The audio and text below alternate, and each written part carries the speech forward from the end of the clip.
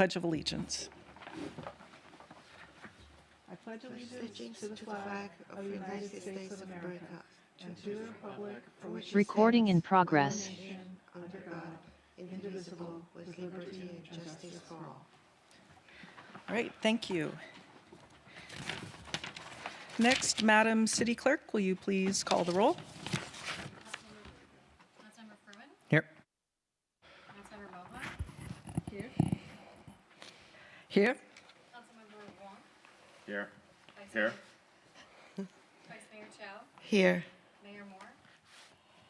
Here. Thank you, Madam City Clerk. We are on to consent. Have there been any items pulled from consent? There's only one. Madam City Clerk, has anyone pulled the consent item? I am not seeing any requests. I am not seeing any requests to speak on this item. Okay, thank you.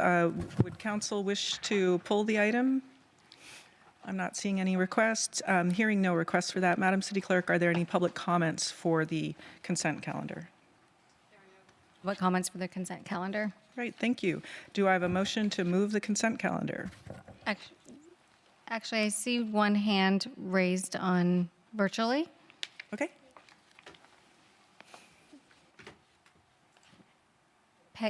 Peggy, did you want to speak on this item on consent? Yes, please. You're welcome to start. You have 3 minutes. I got them confused. I am in full support of the consent item. Thank you. Thank you. Sorry. That's okay. Thank you. Right, thank you. Do I have a motion to move the consent calendar? Motion. Oh. Motion with consent calendar. I'll second it. Okay, wonderful. Madam City Clerk, will you please conduct the roll call vote? Oh, wait, we don't have to do that? We're all Don't have to do present? that. That's We correct. can use our buttons. Okay, thank you.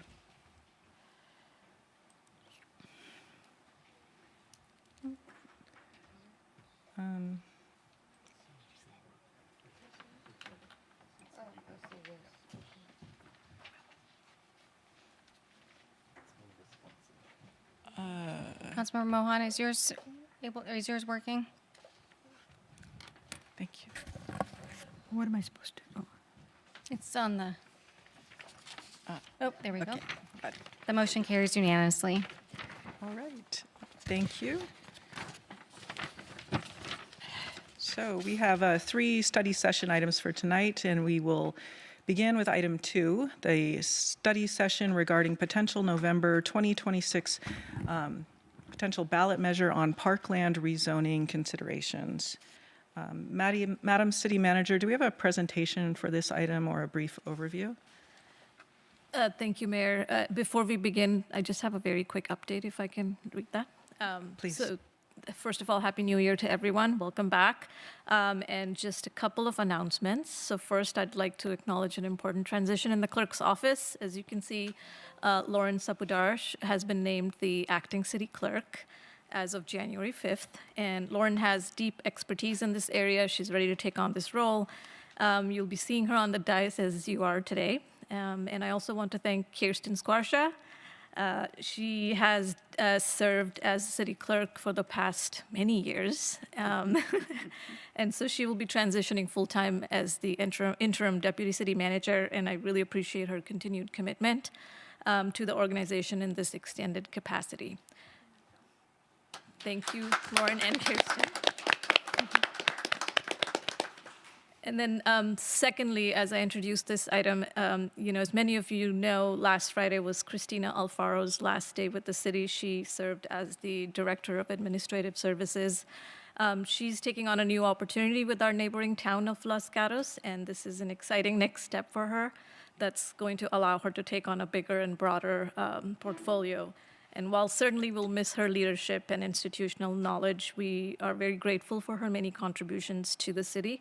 On behalf of the organization, I would like to sincerely thank Christina for her service and wish her continued success in the next chapter.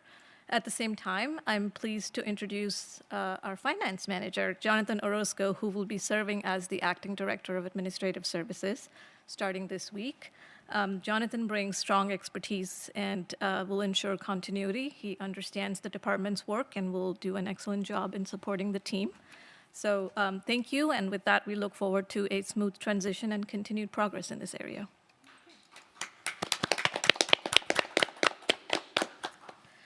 And with that, I will briefly introduce the item and turn it over to Jonathan to take us through. We do not have a presentation tonight, Mayor. This is a study session to provide, we're asking council to provide direction to staff to look at potential ballot measure for parkland protection, rezoning. We did some research into a couple other cities who have considered this as a ballot measure and wanted to bring information forward to you. And with that, I will turn it over to Acting Director of Administrative Services, Jonathan Orozco. Thank you. Good evening, Honorable Mayor Moore and council members. This item seeks initial direction from council on whether to begin exploring potential ballot measures for the November 2026 election that would establish additional protections for the land designated as park and open space in Cupertino. The idea stems from models implemented in nearby cities, such as Milpitas Measure K, which was passed by voters in 2016 with over 85% support. Under their ordinance, any future construction or rezoning of designated parkland requires approval of 2/3 of Milpitas voters at a general or special election. In Cupertino, a similar approach could strengthen community control over public open space and parkland. However, a measure would require legal analysis, ballot language development, and stakeholder outreach. At this time, staff is not making a recommendation, but asking whether council is interested in initiating preliminary work, which would include returning with a proposed consultant scope and process for future evaluation. This concludes my presentation, and staff is available to respond to questions. All right. Thank you, Jonathan. Do we have any clarifying questions from the council before we open this item up for public comments? I'm seeing one request to speak in person, and I am currently seeing 2 hands raised virtually. Just as a reminder, if you would like to speak on this item, please raise your hand or submit a request to speak card within the first 9 minutes. Okay, thank you. Did we first have any questions, clarifying questions from the city council regarding the overview? Maybe later. Okay, so we'll move to public comment. Okay, perfect. Jennifer Griffin, would you come to the podium?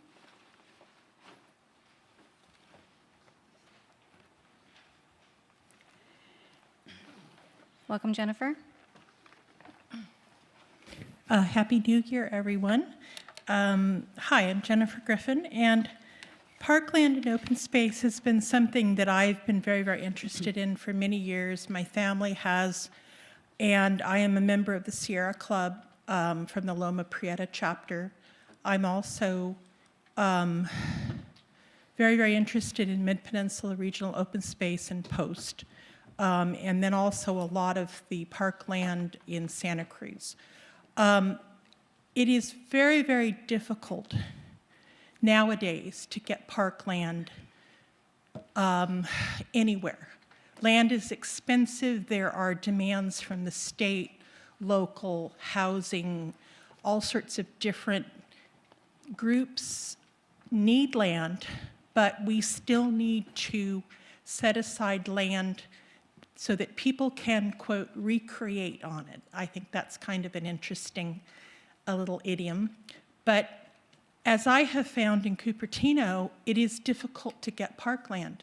There are pressures. Yes, people want to build housing, but there's more and more pressure from the state to reduce park fees when we do buy land to build housing. We need to make sure that any parkland and open space that Cupertino has is retained and kept for future generations. We owe that to the people in our city, the people in the county, descendants, people that are coming in to visit. My a lot of the young people in my family have moved up to Oregon and Washington State. They are starting to come back now, and they're taken by their uncles and their aunt and the grandparents and told about the history of this area. My family has been in this area now, I understand, since 1865, from the latest I have seen from some of the Irish side and some others. But the history is told through how the land is maintained and used by all the generations. And we need to make sure that areas that have history in this state are retained. I have a lot of history in the Gold Rush area. My family has been in Sacramento in the 1860s and 70s. I have relatives that are buried in Old Town Sacramento that I just discovered. Therefore, it is up to us to make sure that there is land that is available and open so that future Californians and other people can come in and use it. Thank you. Thank you, Jennifer. At this time, I'm seeing 2 hands raised virtually. Welcome, Peggy. Thank you. Good evening, Mayor Moore, Vice Mayor Chow, council members and staff. I support the idea of having a ballot measure to protect our parklands and open spaces. As our city grows, it has and will become denser, but state laws undermine setting aside parkland for our new residents. So what we have now will become more and more precious. Once it's gone, it will not be replaced. I thank you for thinking ahead. Please keep this measure simple so it is easy to understand, but protects this valuable resource for the future generations. And I also would like you to review the parkland zoning before you pass this. Creekside Park, the part of it is zoned BA. I don't know why, but it should be park. It's the big soccer field close to behind the church. And I don't understand why it's not parkland open space. Thank you. Thank you, Peggy. Next up is San R. Welcome, San. Good evening, Mayor Moore, council members. Wishing everyone a happy new year. Peggy took part of my comment. I was going to add that as you look at this, firstly, I'm in support.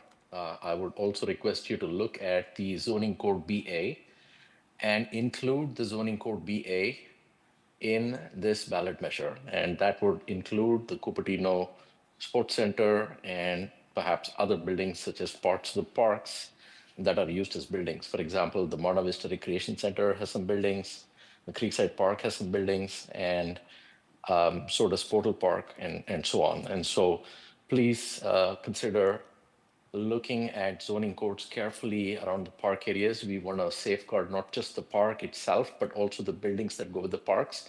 Specifically, we want to safeguard the Cupertino Sports Center. I want to thank Vice Mayor and Mayor for their votes back then, and for the late Mayor Hungway's votes for saving the Sports Center. But as we know, we almost lost it. And so please take all the measures you can to ensure that without 2/3 voter consent, city properties like the Sports Center, the Senior Center, Quinlan Center, City Hall, Community Hall, or the library cannot be changed in their use. And this is something that needs to go to a ballot. It has to be a 2/3 ballot measure. So thank you for thinking about this, but please expand it to include not just parks, but our city properties as well. And I believe the BA zoning code would cover that. If you would like to send this to the Planning Commission for a study session, happy to see what we could do there, speaking on behalf of myself only as a resident, but I believe that this warrants a zoning code review to make sure that we have properties well protected. And thank you for considering this. Thank you, San. That concludes the request to speak at this time, Mayor. Okay. Thank you, Madam City Clerk. I have a quick question for our city attorney regarding the way the item's agendized and having discussion regarding the BA zoned properties.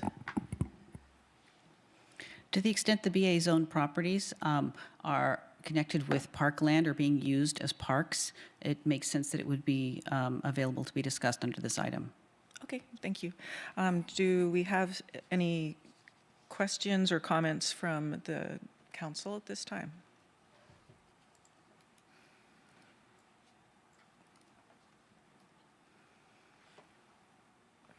Okay, I think I have a hand up, but I'm going to have to switch.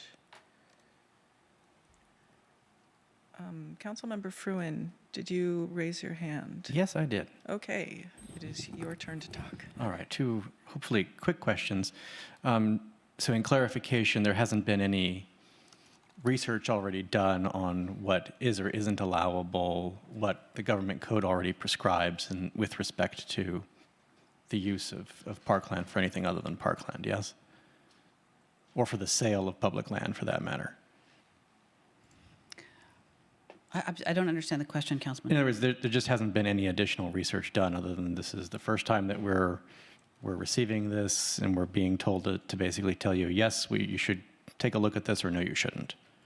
True. Okay, all right, because I just wanted to underscore that there is a procedure that exists under state law, housed at Government Code Section 38440 and following, that speaks specifically to the issue of the discontinuation of parks that have already been dedicated for such use. And so I hope that there is some extensive discussion of, A, whether this is already preempted by state law and that procedure has to be followed, and then, B, whether we would really need to go down this path and it isn't in fact already covered by what state law would require. The other thing I would really like to make sure that we have going into this is some sort of cost estimate on the incremental additional cost of running a ballot initiative, a ballot measure. I'm glad that we're at least talking about this going into a general election where there will already be an election and we're not having to call it on a special basis, but I want to understand what it's going to cost us, especially in light of the fact that there appear to be significant protections already in existence in state law. Thank you. Great question.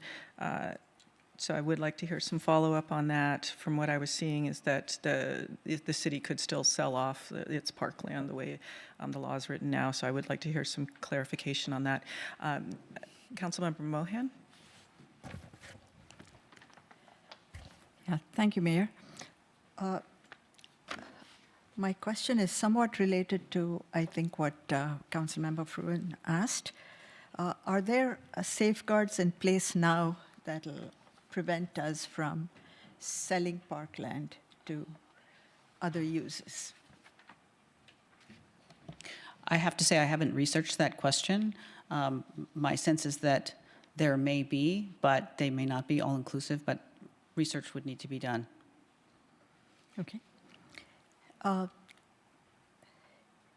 And I did take a quick look at the Milpitas Measure K initiative that was approved in 2016.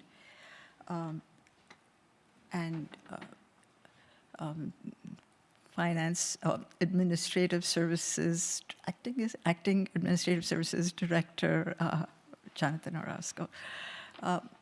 Are there any similarity? What was the background for that, for the Milpitas initiative? It happened in 2016. Circumstances were different. We didn't have a housing element then. We didn't have pressure to build X number of units then. So I wasn't clear what triggered the Measure K initiative. To be frank, I do not know what initiated that measure. We would have to conduct some research and reach out to Milpitas if it was an initiative by council or if it was something that was brought about by staff. Okay.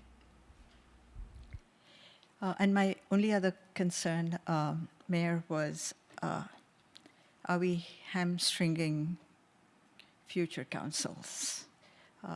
As we know, there's been a difference from big change from 2016 to now.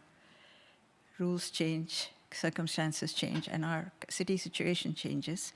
So we want to make sure that we are not making decisions that'll tie the hands of future councils.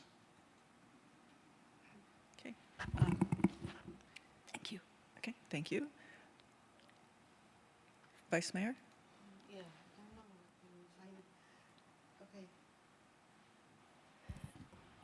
So I think the intention of a ballot measure like this is to ensure that we do tie the hands of future council, because we know that the majority of city council change from every 2 years. And we want to be sure that the public land, when we make any permanent decision, it is the majority or supermajority of the Cupertino voters.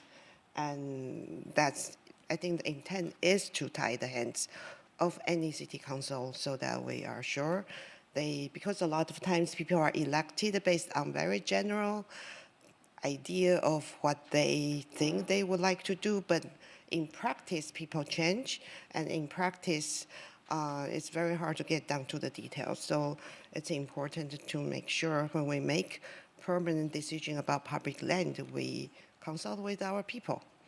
I thought that's the idea. So I am not concerned about that, but I do have a question about, in terms of zoning, I see some of the land are zoned PR, but in terms of zoning, but land use could be public facility, or it could be parks and open space. For example, Quinlan is PR, but land use is public facility. And sports center is PR, and land use actually is parks and open space, which is exactly the same as the Memorial Park. So so I don't know the exact language. If we are talking about parkland, do we mean only the ones that's zoned PR and the land use designation is parks and open space, or do we want to include PR and land use is public facility? For example, the Civic Plaza, where we are, including the library and the library field, the zoning is PBA, it's not PR, and the land use is public facility. So it's like Quinlan, the land use is public facility, but the zoning is different from Quinlan. So maybe we need to kind of clean up our zoning and land use, or in case we have some kind of major like this. I see that the golf course is PR, land use is parks and open space. So yeah, just some information to think about.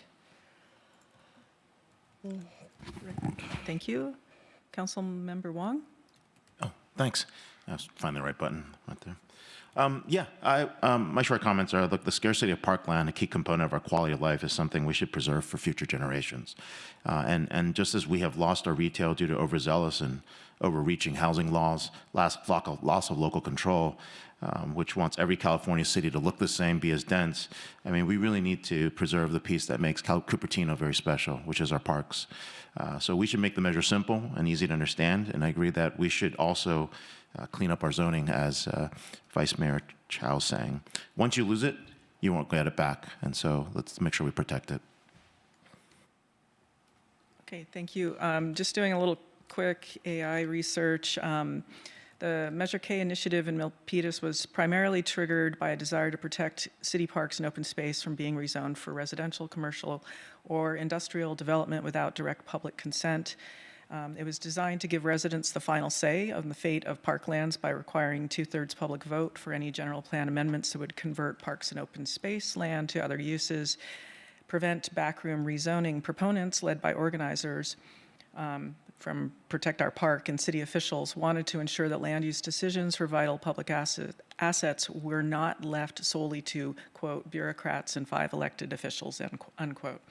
The City Council placed Measure K on the ballot to work alongside Measure I, extending the urban growth boundary, and Measure J, renewing hillside protections to create a comprehensive shield for natural lands throughout the city. While other measures focused on the eastern foothills, Measure K was aimed at protecting natural lands in other parts of the city, including areas along the Bay Edge. And as Acting Administrative Director Orozco has said, it passed at over 85%. So I would like to hear some information moving forward regarding the necessity of this potential initiative regarding, as Councilmember Fruin mentioned, state law such as 38440. I am curious now about the parkland, the zoning that we have for the buildings and for some of the field areas. Creekside 3, I'm surprised to see that has the BA zoning designation there. That's the field that is for older soccer players. It's got a bigger field layout than Creekside 1 and 2. So I would like to know what are the pros and cons if we were to expand this or further define parkland to include some of these other zoning designations, and do we need to also have a separate agenda item at some point where we need to change the zoning of some of our open space areas and possibly buildings like the Monte Vista Recreation Center, if there's some issue there that we need to know about. Now, the recommended action is to conduct the study session and provide direction to staff to begin preliminary analysis and engagement regarding a potential parkland rezoning ballot measure. Do I have a motion that we can begin discussing? I'd like to make a motion to continue that discussion. So, just to continue discussion, To have the ballot measure, yes. I guess we can consider a motion to bring back more information in terms of the cost of the potential ballot measure, And the timing. and then the current state law was what's already in place in case the city did want to dispose of a parkland, what restriction is there, whether there is a need for a ballot measure. And I would also like to explore whether we could include the sports center, the senior center, Quinlan City Hall, Community Hall, and also the service yard to make sure those are protected. I think the sports center already has the same zoning as Memorial Park. Should but be. I do want to be sure I think we take the opportunity to clean up a lot of this inconsistent zoning, because, for example, for Creekside, I actually see that it's entirely PR. I don't know where is the BA, but in case there is, we might want to have a list of how each parcel is zoned. But then I also find out the creek, Ricknott Creek Trail, that's zoned actually R126, even though it's a riparian corridor. I think we want to be very careful with that, because anything that's zoned R126 has implication in terms of state law, and those are not really buildable areas. And as we have seen, that someone can open up an R126, have shelters in there. So I think these areas that if we don't intend those to be a residential zoning, that shouldn't be residentially zoned. I think a lot of these are left over of a larger residential zoned area. A portion is built, and then some leftover land still had that zoning. So let me change my motion to explore how we can streamline our zoning to be consistent and also research what will be applicable under state law. Okay. So Pardon me, Councilmember Wong. So are you including the cost, you want a cost analysis, For a ballot measure? measure Let's and include that, yes. timing? Okay, and then. Is there a deadline we have to submit the ballot measure by? I mean, yeah. The tell us deadline- in timing. I believe it's in June. It'll show up on the next agenda item for, you'll see 2024 timing for items to get on the ballot, but I believe it is in June. So 2026 timing will show up by June. Okay. Okay. So add the cost of a ballot measure, any timelines and deadlines that are required, and anything else there? I would like to see a map reflecting what the Vice Mayor is mentioning about how things are currently zoned throughout the city for what we consider our parks and open space and our recreation space, like Memorial Park, Quinlan, Sports Center, to make sure that those areas are considered. I don't know if the simplest way of doing this is to basically copy what Milpitas did and say 2/3 vote necessary for parkland rezoning, or if we need to and feel compelled to add in these other structures within the city to protect them, like the sports center is not the same as, say, Wilson Park open space. So if that makes some, if we could add on that we'll get some kind of a map back with the zoning designated for each of these areas. May I just make a quick statement? Since we're in the middle of a study session, I think it's a good time for the council to discuss options and talk about consensus, but I think it would be inappropriate for us to actually take a vote. Okay. Study session, it's not an action item. So we seem to have a majority interested in pursuing, receiving more information about this. If we continue down this road, it looks like we're interested in looking into it. The extent is unclear, if it's just parkland or if we want to add buildings, and then how complicated that would end up being. So is that adequate direction moving forward? So we'd like it to come back? As long as all the council members feel that they've had adequate opportunity to provide their input, yes. Okay. So we'll go out for, I've got two hands raised. Councilmember Wong, your hand is still up. Did you? Okay. And then Councilmember Fruin? Yeah, to the extent that we're talking about, zoning code issues, I'd also be curious to have information back on the impact to things like privately owned, publicly accessible park space, because that is a use that exists in the city and it is increasingly popular in many cities. Okay. Thank you. Councilmember Mohan? I don't know where is the. One last comment, Mayor. While I have no objection to getting more information about all the various parts of this item that we've already discussed, I just want to make sure that I reiterate that I am not seeing any park space that is at risk currently. And I just want to make sure that we are not creating work for the sake of creating work. Thank you. Okay. Thank you. Vice Mayor? Sorry, I still couldn't find the button to request to speak. So, thank you, City Attorney, to reaffirm that we don't take action on study session items. However, I think we do have a practice where we do approve a motion for direction.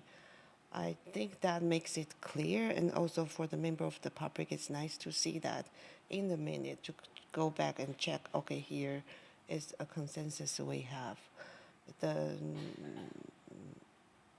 So I don't know whether the mayor has the appetite for that. Well, that was, thank you, Vice Mayor. That was pretty much the road we were going down, but then I'm not clear if providing direction using a motion is how you would like that to be, or would you just like us to verbally, collect what Councilmember Wong was requesting?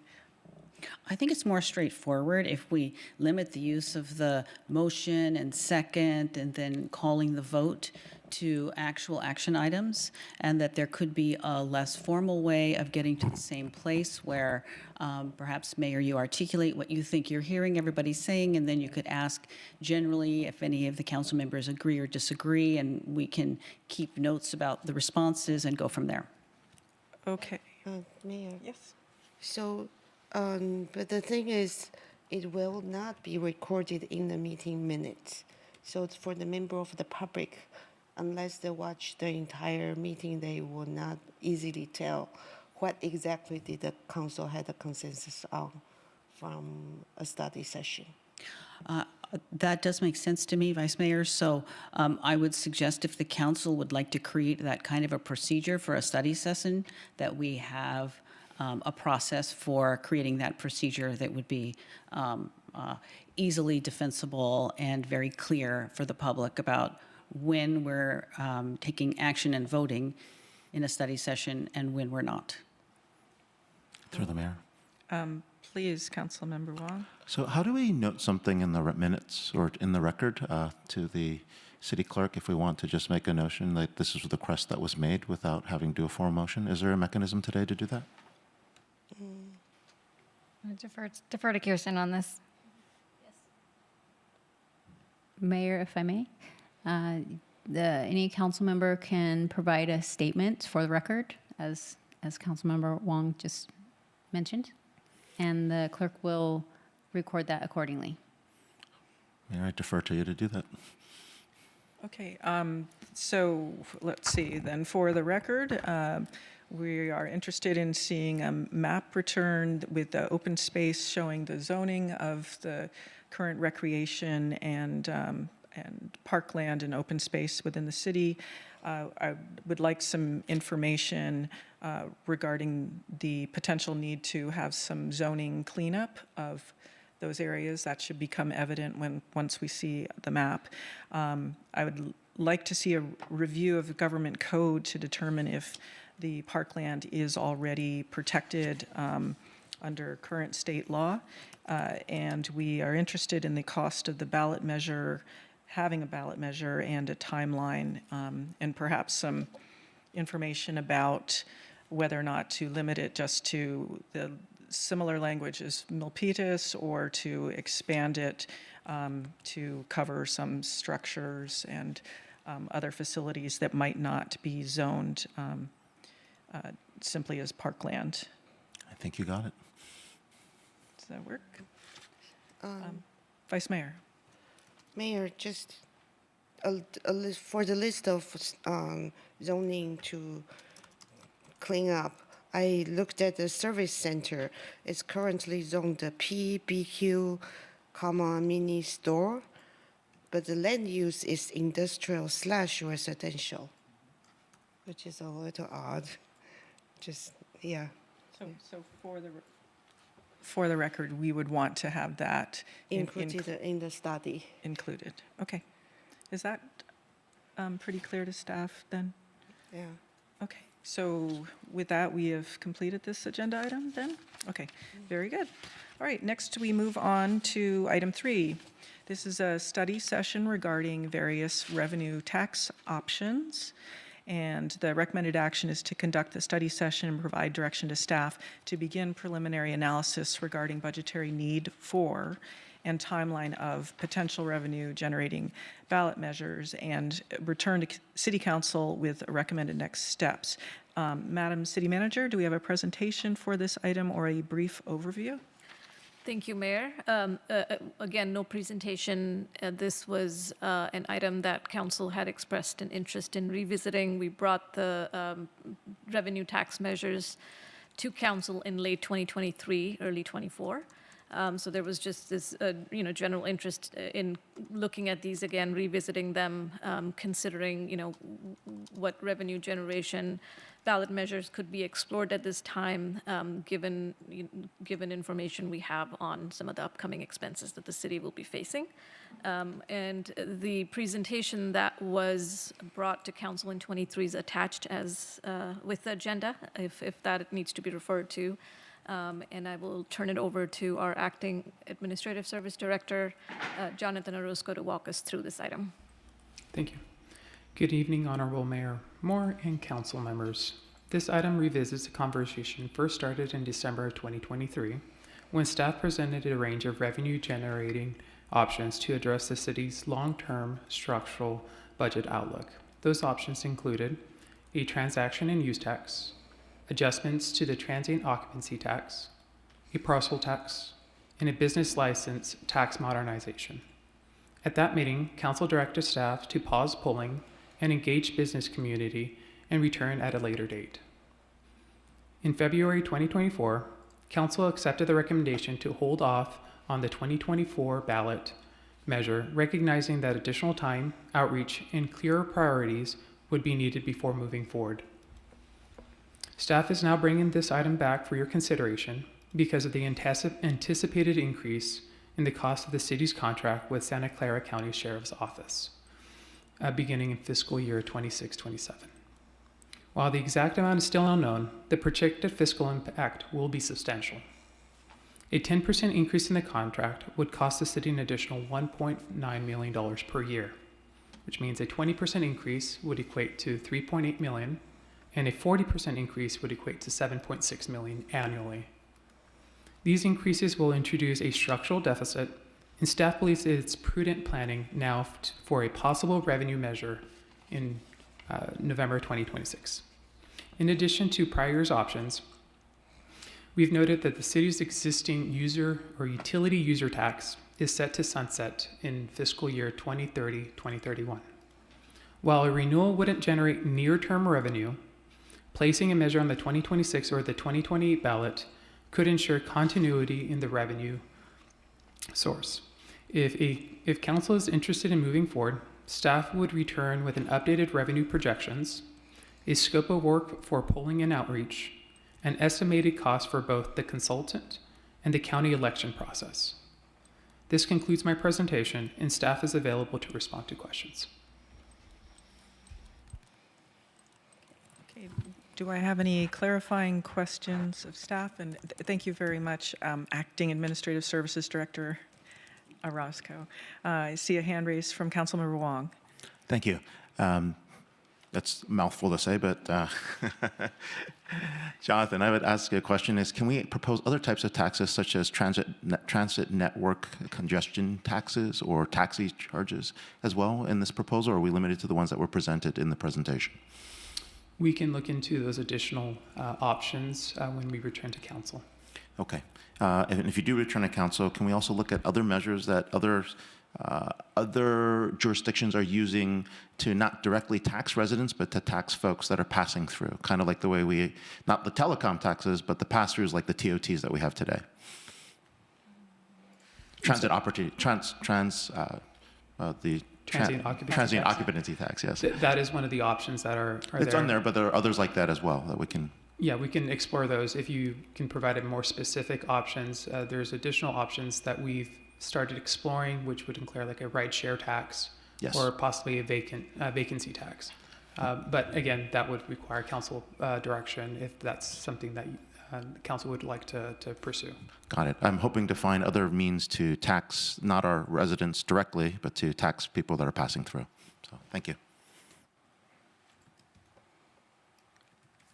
Councilmember Mohan? Thank you, Mayor. I had a question about the utility users tax that expires in 2030. Is there an advantage to going before the voters in 2026 as opposed to 2028? No advantage in 2026 other than securing a more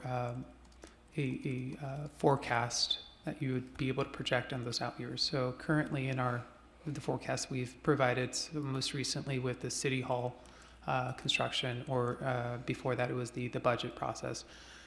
the revenue is not included. So you'll see a drop off in those revenues beginning in that fiscal year, 2020, 2030, 2031. And so it helps with those out years, but it doesn't have, like it just stated earlier, it doesn't have an immediate effect on the structural deficit. Right, so the revenues would only show up in 2030, the additional revenues. Correct. Okay, thank you. Thank you. Jonathan, quick question on that. It would be a continuation of what we already have for the UUT. And could you please remind us about what that revenue is right now? It's currently about $4 million. Okay. And I did notice, and thank you for including the square footage parcel tax. I did notice that that was a square footage by land area, and there is another way that that can be calculated, which would be by the square footage of the building. And there was a report from the Fremont Union High School District a few years ago where they were looking at the square footage parcel tax. They chose not to use that, but they did point out that it was the fairer tax. So this was one, particularly with the school districts, that people notice that if you have an apartment building that is having $250 parcel tax, it's for a building that can have 200 units and many, many families versus a single family home would have $250 be charged to it for the parcel tax. And if someone owns that home for 30, 40 years, they might raise their children and they're still paying this. Whereas this apartment, we do have a number of people that, particularly for the school districts, we have a number of people who come here for the school districts, and when their children have aged out, they move to an area that is less expensive. And where the square footage parcel tax based on the building area helps even this out is that large apartment building, if it's 100,000 square feet of structure versus 2,000 square feet of a house, they end up paying more of their fair share. And that square footage parcel tax has to impact both the residential and commercial side. And I do believe that really the cause of this discussion is, and perhaps the city manager can clarify this, it is the sheriff's contract, and I was wondering when we can hear some more about what's changed. Thank you, Mayor. That's definitely a major consideration in the conversation. And as I've been informing you guys, we engaged with the sheriff's office as our contract set to expire in June of this year. We've been engaging with them for months, and we do finally have a proposal. It is still a proposal. We're looking at the details and continuing to engage with them to get clarification. But it did come in considerably higher than what we were expecting. I am developing a plan right now to bring this forward to council as I start getting more clarity around that. But that discussion is very much right in front of us.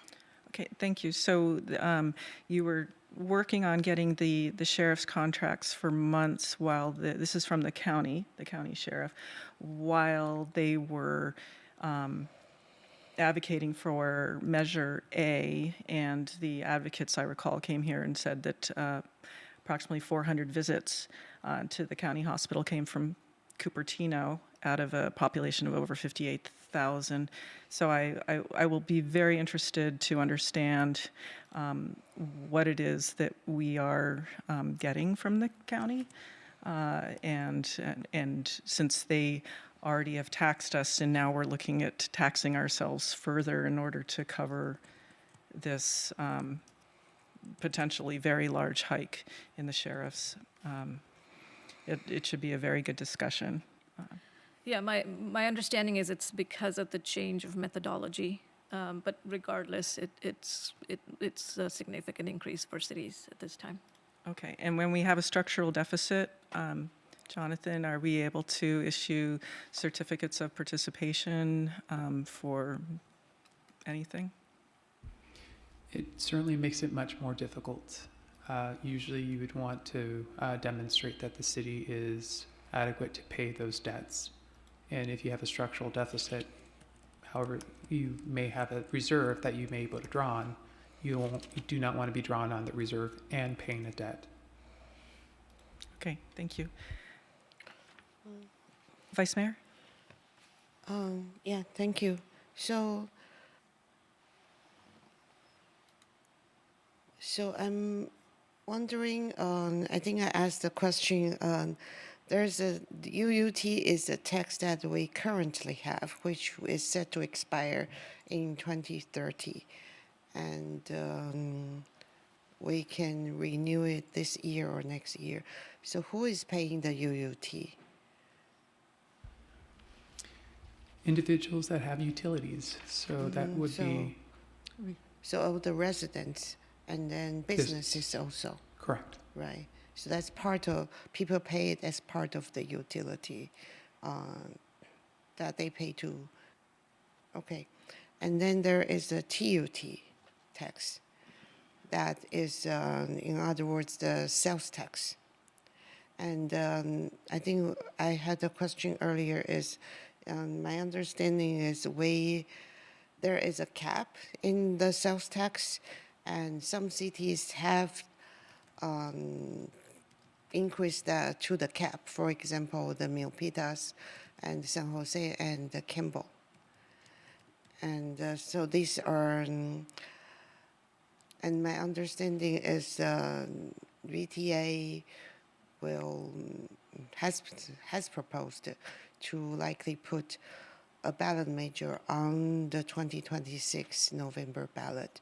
So in case they put such a ballot measure that could potentially take us to the cap, where Cupertino will be paying 2.5% extra than the other cities who have already raised the sales tax to the cap. And I don't quite understand that. So could you explain why, if we don't take the money, other people will get it? So yes, as you stated earlier, Campbell, Milpitas, and San Jose have already reached the cap. And so should VTA have a ballot measure forward to capture that quarter cent, so 0.25%, the city would not have access to that, and VTA would, the city would continue to, or residents and businesses would pay that regardless. However, the money or the taxes would go to VTA, and it would be up to them to administer that. The money wouldn't necessarily be held or put towards the city's infrastructure. It could be used to improve the highways outside of the city. So there is no desire, or there's no necessarily a correlation with the taxes collected and the use to, or that those funds being retained within the city or used for the city. And you would have instances where, like Campbell and Milpitas and San Jose, that would not be taxed more, but could benefit from that VTA tax on Cupertino. Does that answer your question? So I think we have been talking about this for a few years, and we don't want to increase tax, so we have been postponing this. So, but that means in case VTA does pass a measure, San Jose won't be paying more, but we will be paying that quarter cent extra for all the sales tax, but might be used to build some transportation infrastructure in San Jose. That is correct. Okay. Thank you. And another thing is, we were talking about what other possible revenue tax. I think San Jose has a real estate transaction tax, And Mountain View has passed a major, I think, last year for something similar for a property that's over a certain size or transaction that's over a certain size, they would tax that. So, but I heard from someone this is only possible if for charter cities. I want to confirm, is that something we might consider or not? I'm unfamiliar with that. We would need to look into that and get back to you. Okay. I'm not sure who to direct this question to, but we have a very large project that is moving forward. About 2,700 units would generate over 5,400 residents. How is that, would anyone happen to know how that particular project would be funding the sheriffs, or is that something that the community would need to provide more sheriffs for, since there's no development agreement for that? And for these, for any of the projects that we have coming through? Mayor, I can tell you right now, there's no definite plan. Obviously, as you mentioned, there's no development agreement in place. However, some of these conversations we can have with the developers. We're also trying to estimate right now on what the revenue might be for some of the projects that are coming online and how that might help. But in terms of the sheriff services, there's nothing concrete in place right now. So we'll have those discussions if we can. Okay, so it's, someone can correct me, but it seems as though you would, one way you could do a guesstimation for your property tax there would be, you could look at the Apple campus and the assessed value there. So you can take, say, $3 billion, multiply it by 0.01, and then our share back to the city is 7%. And then you get something in the low millions back to the city. And the preferred ratio sheriffs to 1,000 residents is like 1 to 1.5. So you would need, maybe perhaps five or six sheriffs. You might want a substation at that location because there's going to be so many individuals plus the office component. I'm just wondering, we should probably on the back of a napkin have some kind of guesstimate of what additional sheriffs' responsibilities and costs that we're going to be incurring because of this very large development that is not contributing towards public safety. It's going to be an issue. And I'll correct myself there. Their property tax will contribute to the fire, county fire, but it will not be contributing directly to the sheriffs. There's no direct sheriff fee that's associated with this development, and I think we need to be very concerned about that. So, any other hands raised? And we're going to. Councilmember Mohan and then Councilmember Wong. I had a budget question for you, Jonathan. When we approved the budget for the current year, the sheriff's contract did come up for discussion. And I recall finance staff saying that you had already estimated an increase for the sheriff's contract in the budget. And I know that you're saying this exceeds the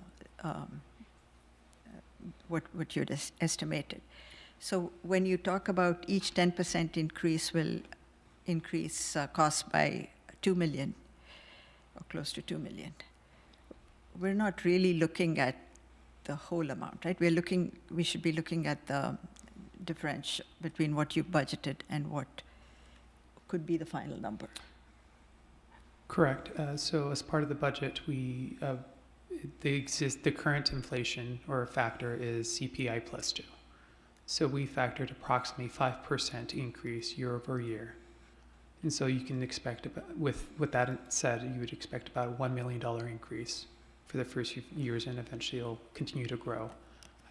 So if we're saying 10%, it would grow approximately nearly $2 million annually. And so you Okay. did that quite answer? My understanding was that you had budgeted more than just the cost of the CPI cost, because we were expecting a new contract and we were expecting much more than a CPI increase. We've ran some scenarios. However, the budget and the forecast just assumes the CPI plus 2.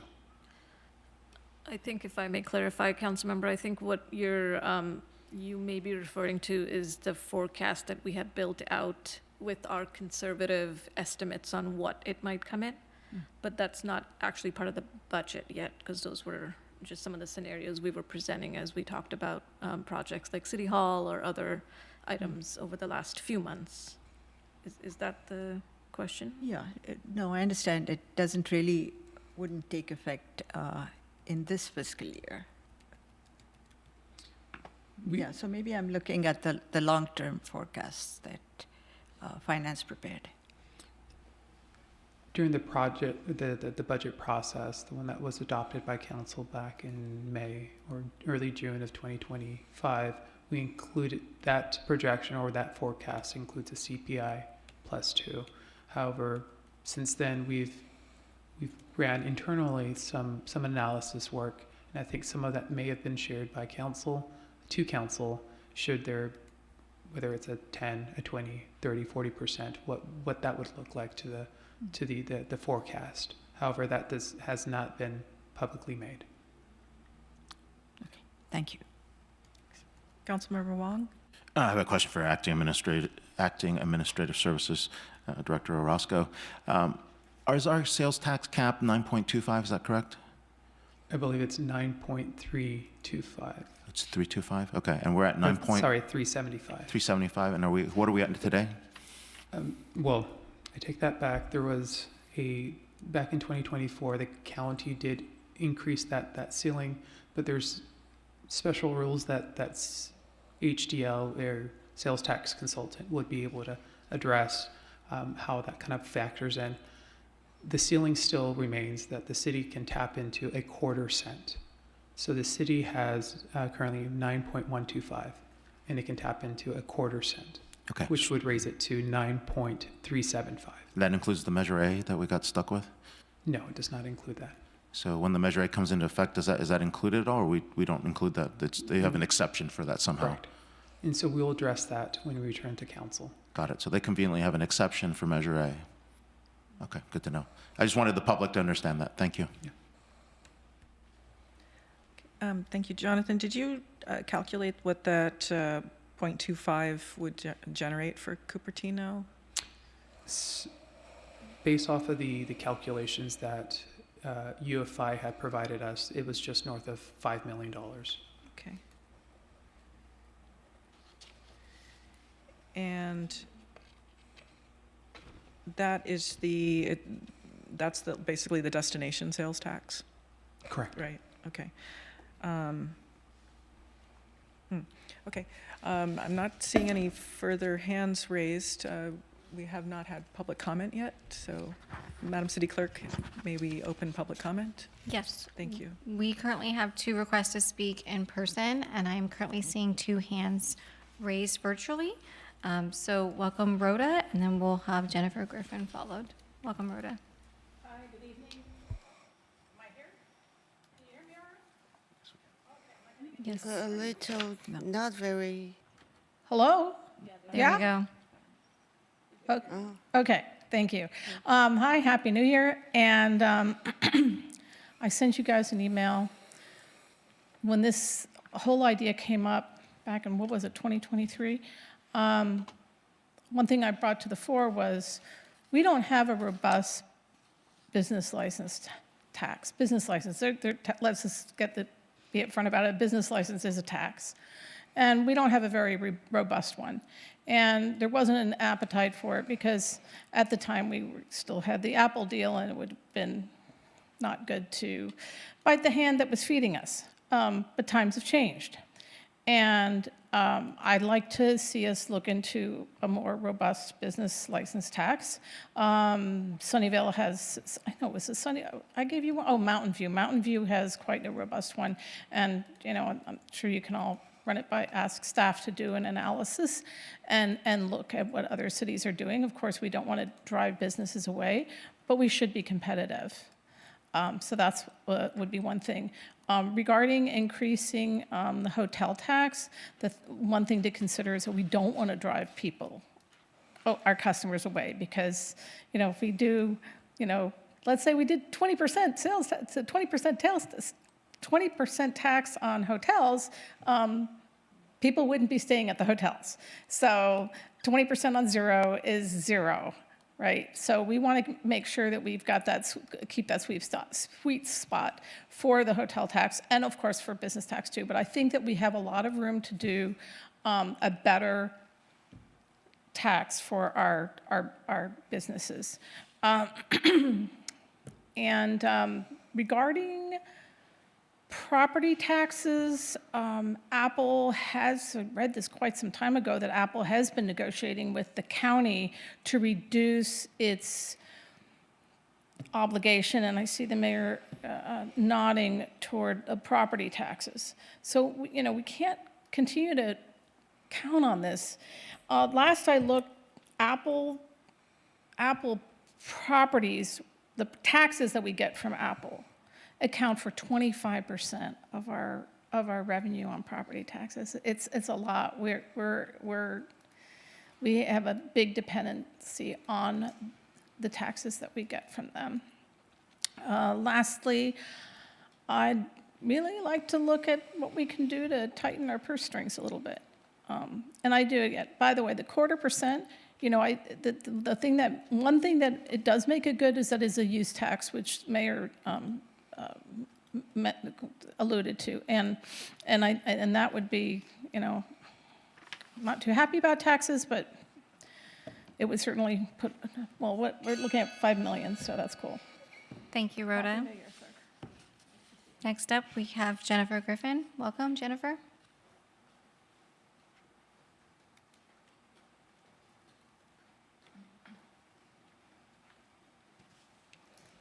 Good evening, City Council. This has been an interesting discussion with lots of acronyms and TUTs and UTs and all sorts of things, but it's been, and a TOT, but it's very interesting. It's very educational.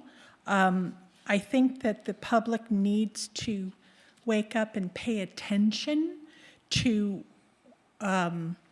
taxes, ballot measures, et cetera, because it affects all of us, whether you own property or not, whether you rent, whether your seniors are in senior care.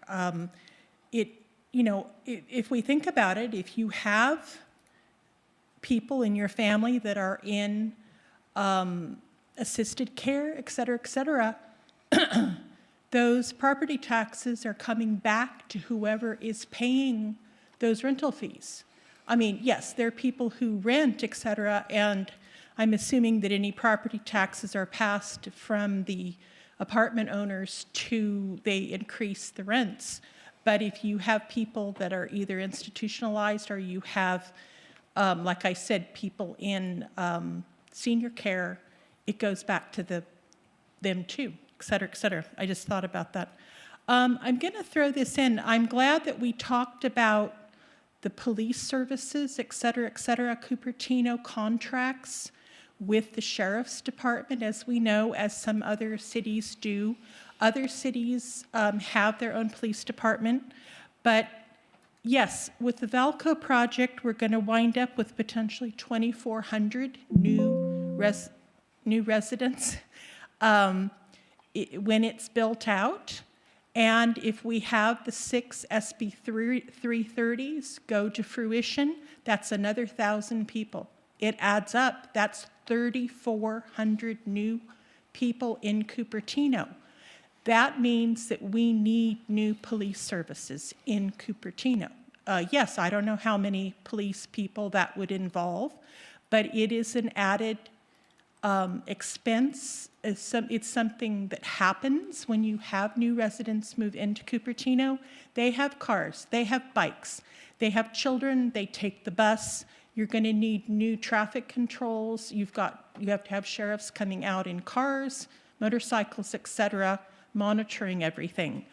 If you were not aware, the Mary Kitchen site, which is right near Bollinger and Stevens Creek Boulevard, South Piazza Boulevard, is going to be a 7-story high-rise. It is a builder's remedy. They're going to have over 250 apartments there. That is another load. Now, San Jose has its own police department, but those people are going to be having to get new police services. Thank you. Thank you, Jennifer. We'll move to the request to speak virtually. We have 2 hands raised. San R, welcome, San. Good evening, Mayor Moore and council members. We do not have a revenue problem, we have a spending problem. And that 5 million will soon be consumed, and you will see another 5 million increase given the costs of healthcare and pension. And this will not be feasible to sustain. And therefore, we do not need a ballot measure. We do not need to ask voters. We already did in 2023. I'd like you to look at the written comments from Feb 2024, I believe, when this item was discussed at council. Cupertino Voice submitted a survey of verified voters. I believe we had over 300 responses, and there was an overwhelming response against any form of tax by registered and verified Cupertino voters. It's a survey methodology that the city staff need to learn how to use and perhaps adopt it, because that will save you from expensive experiments like these.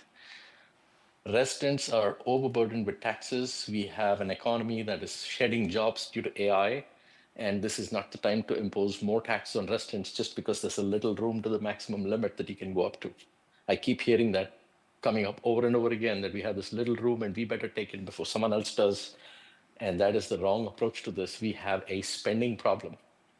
Our population has stayed flat from 2015, 2016 to now. Our total budget has gone up nearly 33 million from when we were the same number 10 years ago. And we cannot afford it. We need to start shedding non-essential headcount. We do not need non-essential headcount. We need to replace it with contract headcount if needed, so that we can reduce the cost of healthcare and pensions.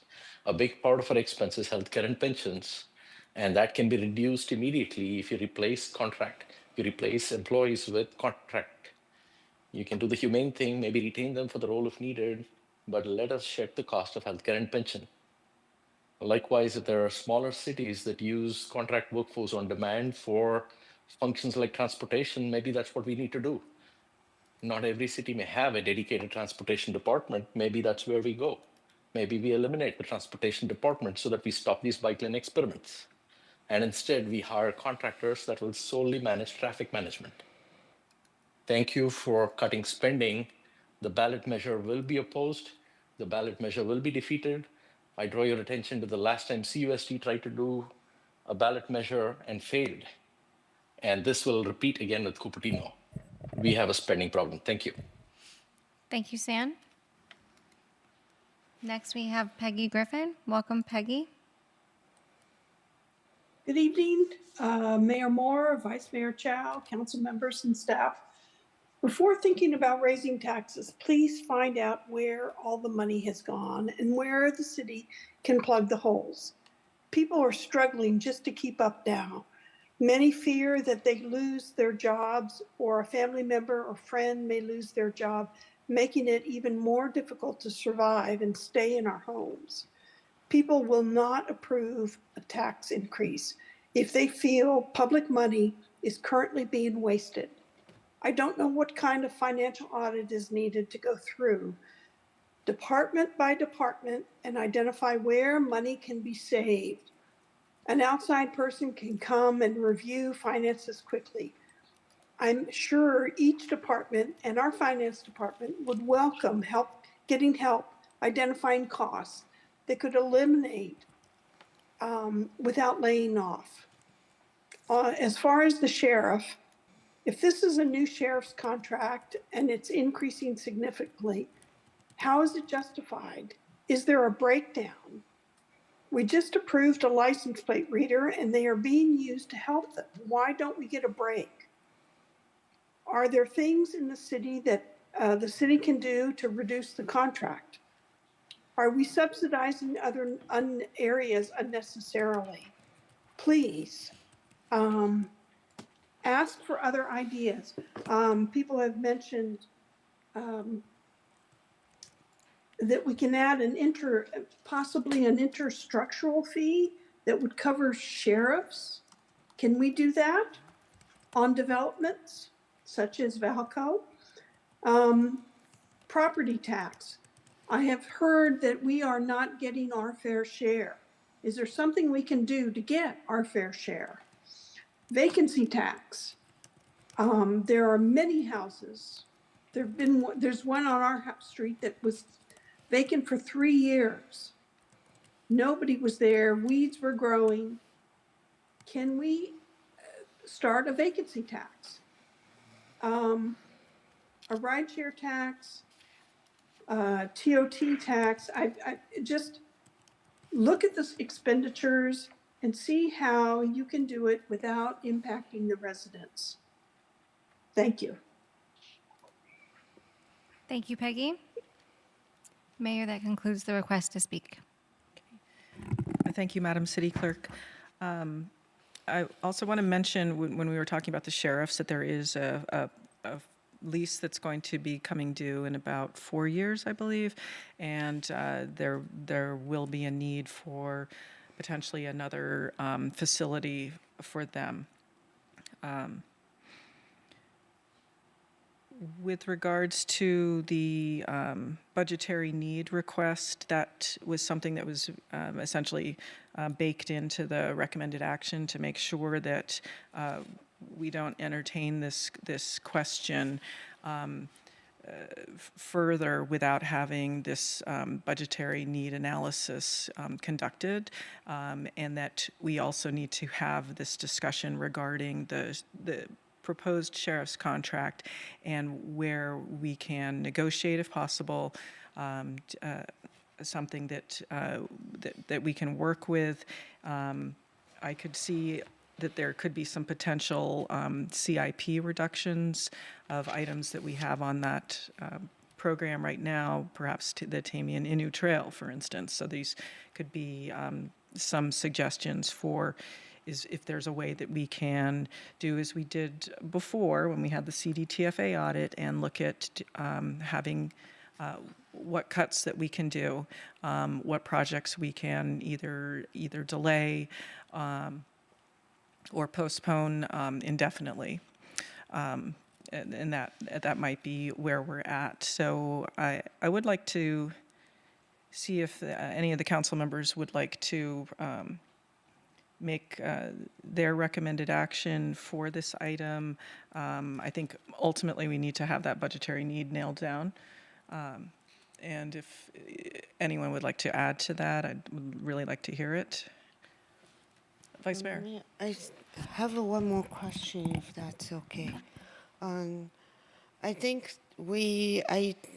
of course, we don't want to raise tax, but then we need to have this discussion early on in case we need it in terms of our budget. If we don't have this discussion and we find out we can balance our budget in June, it's too late to have this discussion, which is why we are having this to know what are our options.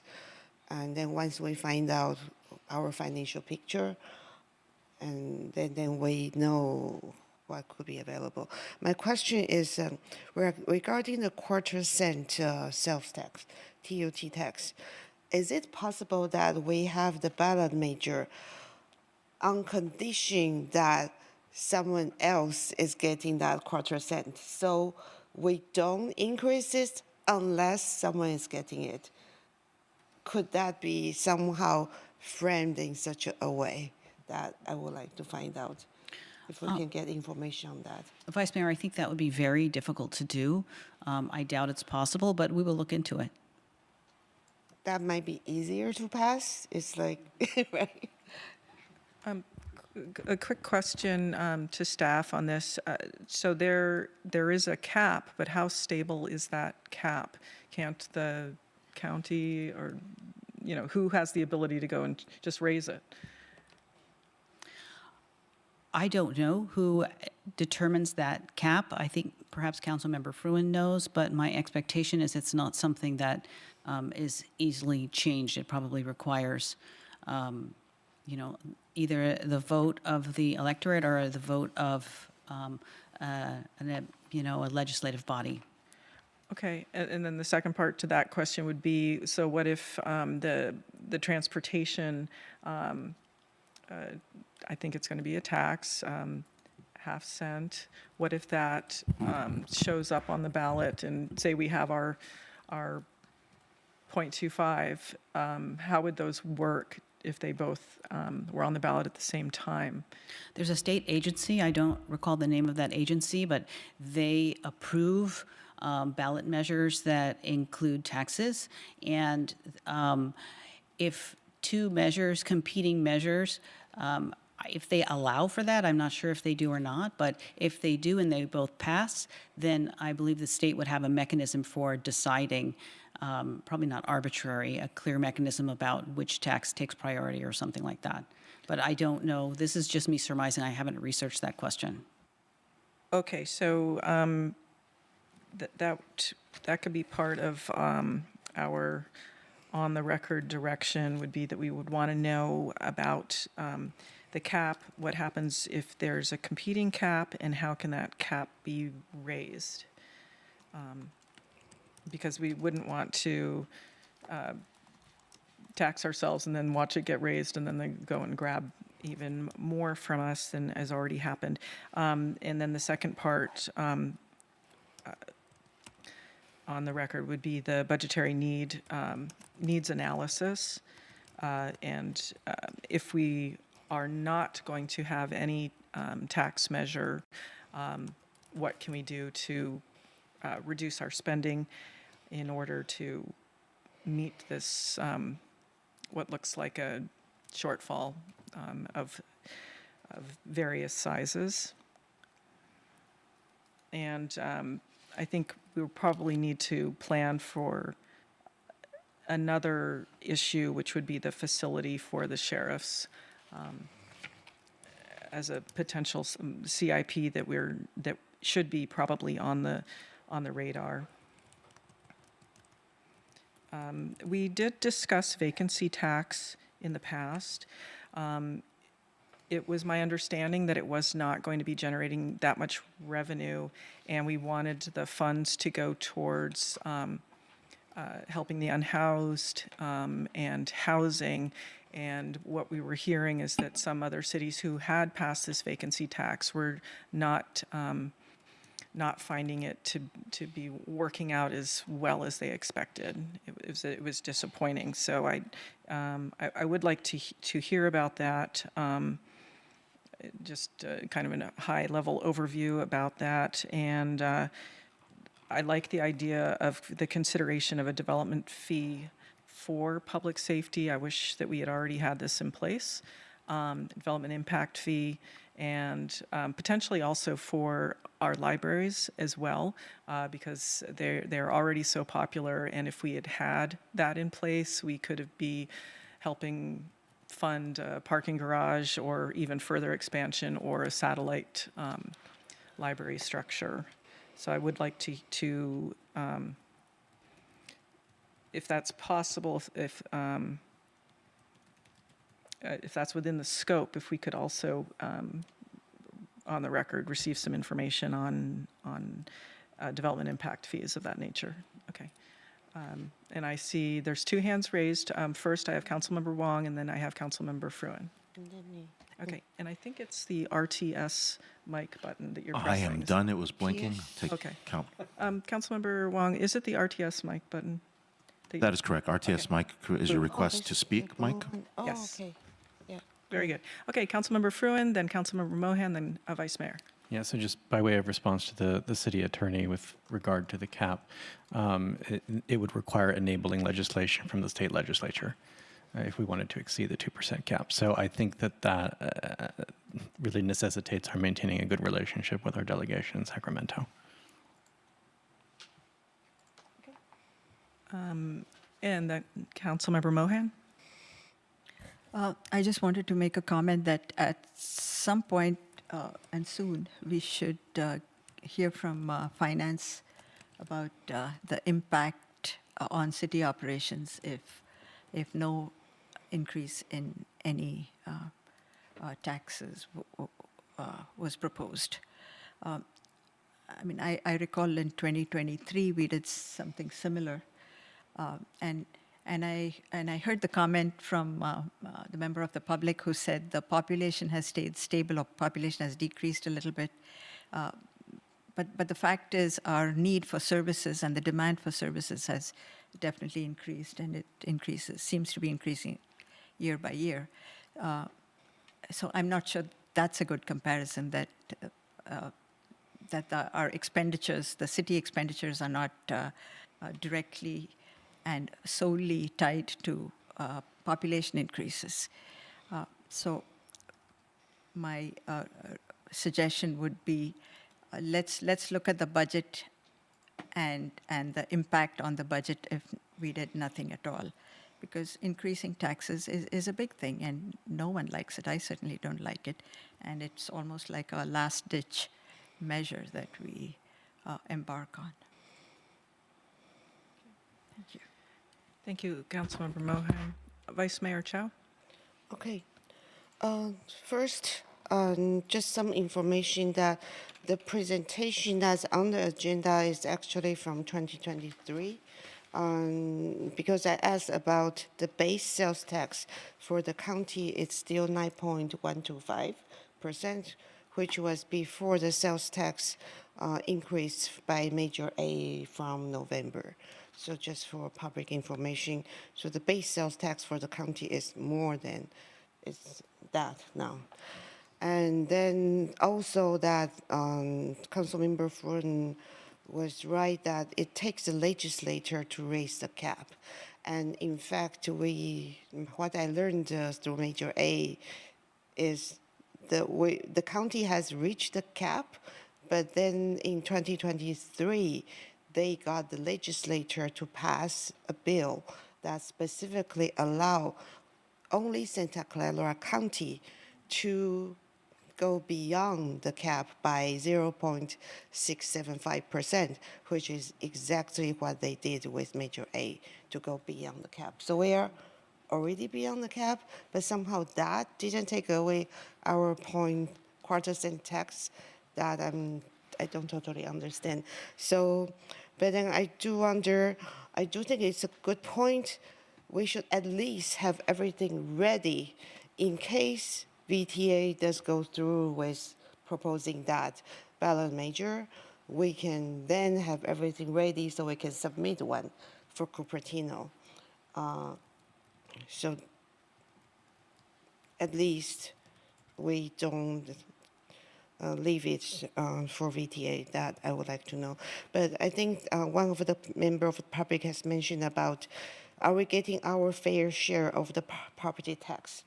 So Cupertino currently gets 7% of our property tax, which is already increased from 5% from a few years before.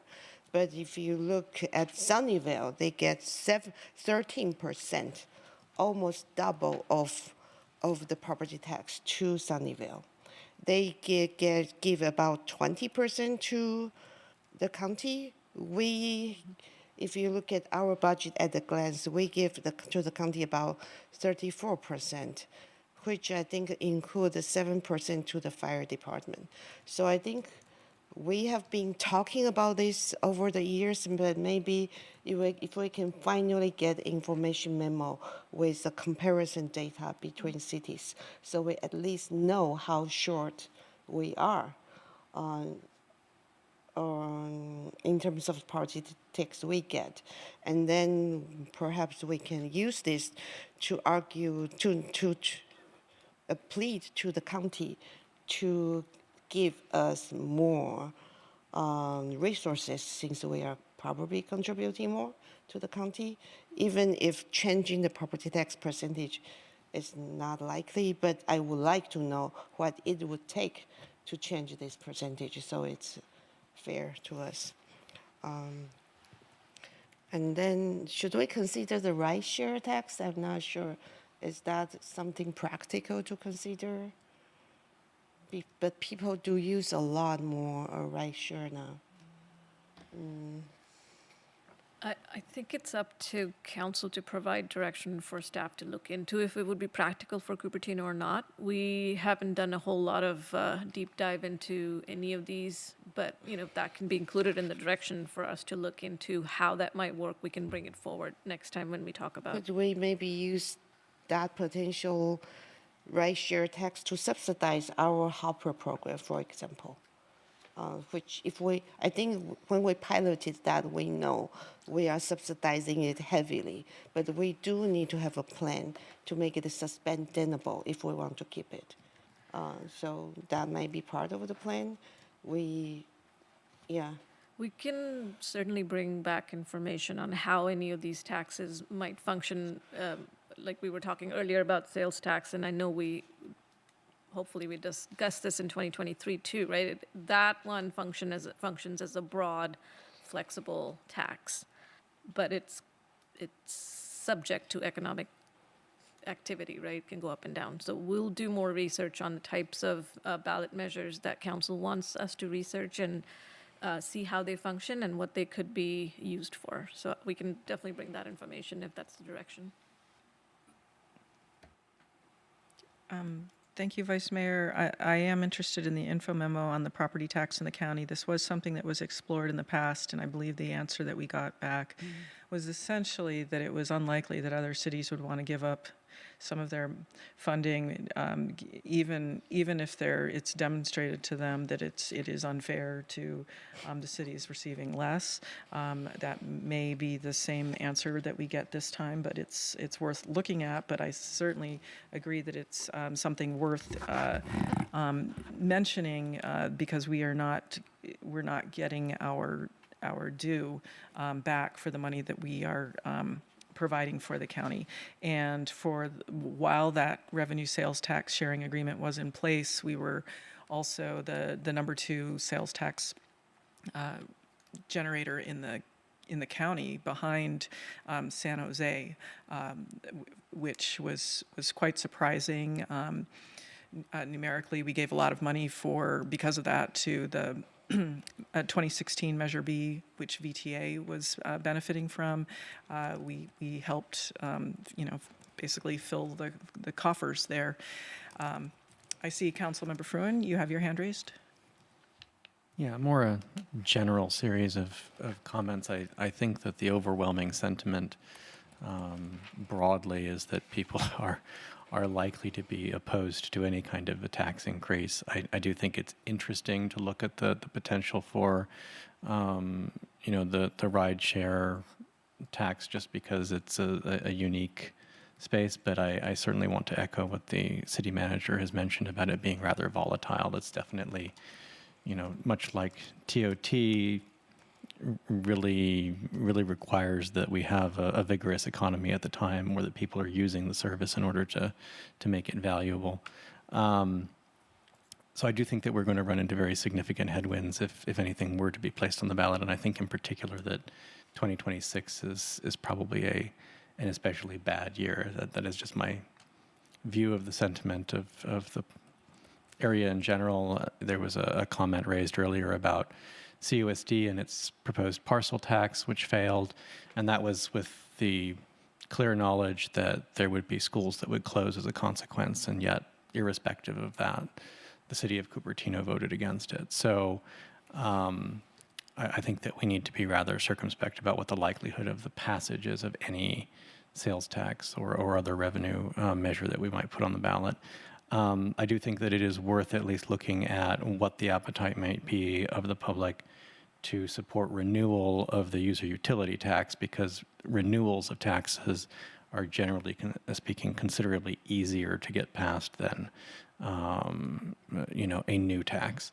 And it would be good to at least see if there is an appetite for that so that we're not doing it at the last minute in 2028 or in 2030.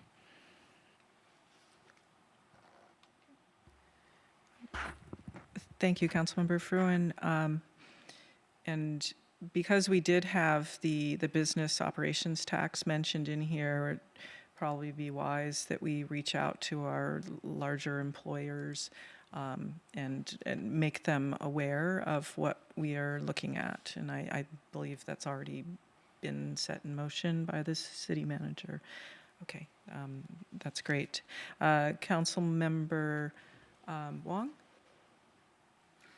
I didn't have a request, but I was about to hit the button, so thank you for preempting. I just want to know what our request to staff is, if we've got a summarization, so we can move to the next item. Staff, do you feel that you have enough direction at this point?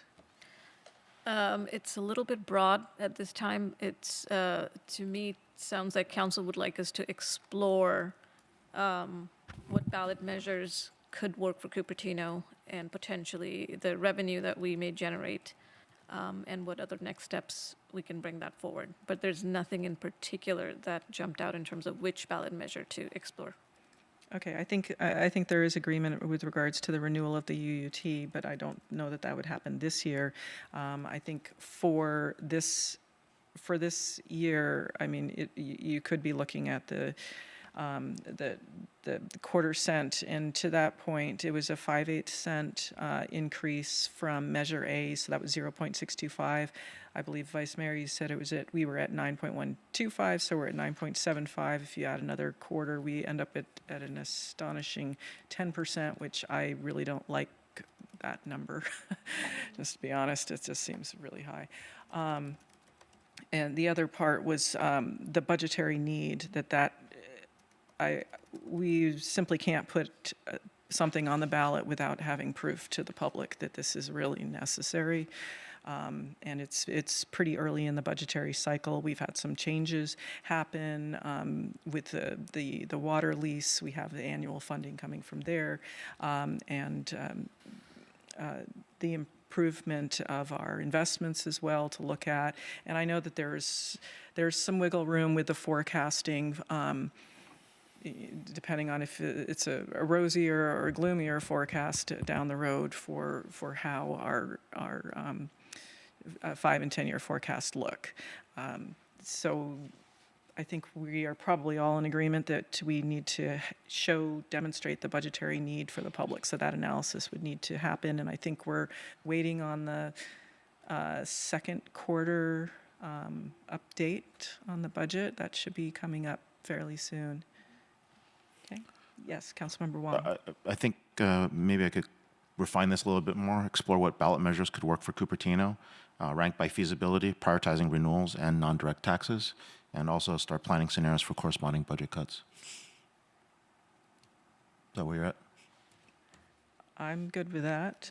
Any other comments from the council? So, Mayor? So I do want to be sure, so we are getting an info memo on the sales tax comparison, right, with other cities, and what might it take to change it. So at least we have in writing on, we know what exactly it takes to potentially make it fair. And then, no, property tax, sorry, property tax, not sales tax. Thank you for the correction, yeah, property tax.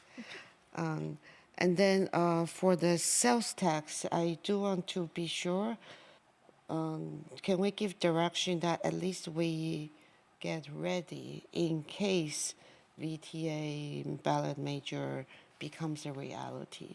So I would like to know how much work, how much time we would need in case we do need to put something on the ballot. So we have an estimate. So in case we need that, we know how long it takes for us to do it. Vice Mayor, this sort of combines with the prior agenda item. We're interested in knowing the cost and the timeline. So it should hopefully overlap a little bit there. I think the cost for sales tax measure will be different in terms of the I think the prior agenda item is public land.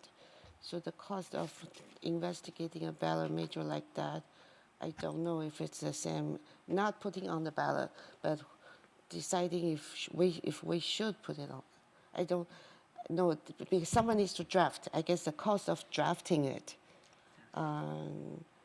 Okay, and so and we then would need to, pardon, and the timeline to get it drafted. So I'm not talking about the parkland portion, which is once it's drafted, how long it takes to we have to submit. I guess, yeah, I want to know how much time and spent cost to get ready. We can definitely provide that information. The firm has had lots of experience doing that, and we can draw upon that to give you relatively good estimates. But it does take time, and it's a pretty heavy lift because the drafting is very precise. It needs to be very precise, and it does need a certain amount of lead time for tax measures. I think you have to have the state approve your language before you move forward, et cetera. So the sooner we begin all of this work, the better. okay, and we would also have some polling going on in there at some point. Okay, but ultimately, it's the budget and can we cost cut to avoid this as well. So do we have understandable direction? Yes, I have the clear. Question. So we don't have an interest in vacancy tax, right? And how about ride share tax? Do we have an interest to learn more or not? I have an interest in on the rideshare tax. I think it's going to be important. I'm hoping that at some point it replaces VTA and we just go straight rideshare. So I would say that's an important piece. But that's what I meant by prioritizing renewals and non-direct taxes, things that don't go after residents directly, right? That's right. That's why the sorry. That's what you mean by Yeah. people passing over. Yeah, they're bypassed. It's not something that directly affects you. People are on the way in here. It's not something like that's related to your property. It's not something that can increase your sales tax directly. So anything. That's why the hotel tax is awesome, right? That's why rental car taxes are awesome. That's why rideshare taxes are awesome because they don't really directly impact your people. So I was looking at indirect taxes like that. Okay, so that we want to learn more. And then for hotel tax, we are currently at 12%. Other cities are 15%. But I just want to double check, do we have an interest to increase that or not? I have no interest in I increasing. have no interest in that. I think it's already too high. Yeah. Okay, that's good.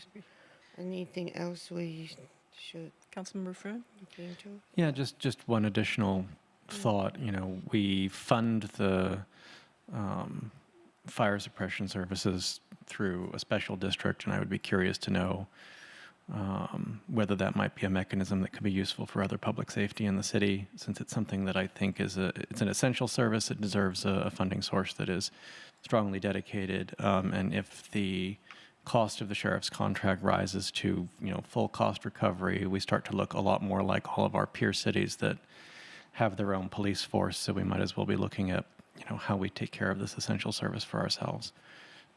We could even do that potentially with our interagency partners that are already in the contract with us, like Los Altos Hills and Saratoga. So it need not necessarily even be just the city of Cupertino. To add to Councilmember Fruin's point, there could be a reason why Sunnyvale is getting more because of fire and police. So in terms of their portion of the county.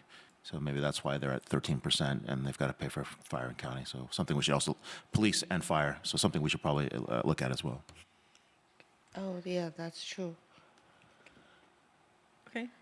Yeah, I can look into that and include that in the info memo, what I find out, yeah. Thank you. I believe we've exhausted this item, and we'll take a 5-minute break. And thank you, Jonathan. Okay. So we'll be returning at 8:34. Let's make it 35.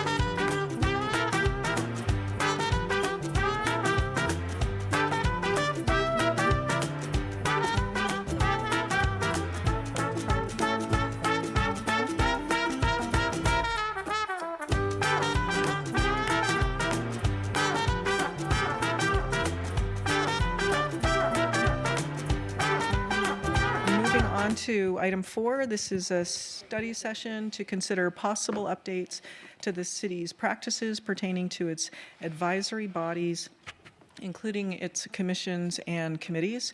The recommended action is to consider and discuss options for updating the city's practices pertaining to its advisory bodies, including increasing community participation via extended nepotism restrictions, 2, filling vacancies and appointing alternates, 3, updating attendance requirements, 4, recognizing commissioner autonomy, and 5, considering the unique characteristics of committees as compared to commissions, including the Economic Development Committee and the Audit Committee. Madam City Manager, do we have a presentation for this item or a brief overview? Mayor, we do have a brief presentation that City Attorney Floyd Andrews will run through, so I'm going to turn it over to her. Thank you very much. If video could put my computer up on the screen.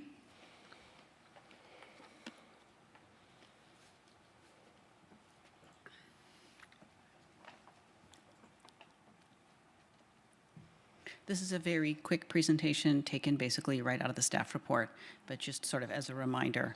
The first slide, I don't see it up, is a rendition of what the mayor just described, the items that we're going over. So I'll start on the second slide. I'm sure they'll be connecting me in shortly. City Attorney, I'm not seeing the slide. They're not on yet. Okay. Are you plugged in, Floy, or with your I'm plugged computer? in, and it worked earlier, and they suggested all I should do is suggest to them. So I guess they're looking for my Okay. computer at this time. Apologies for the delay.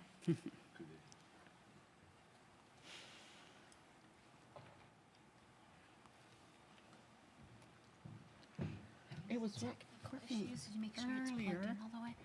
It's been plugged in. I could just walk through it.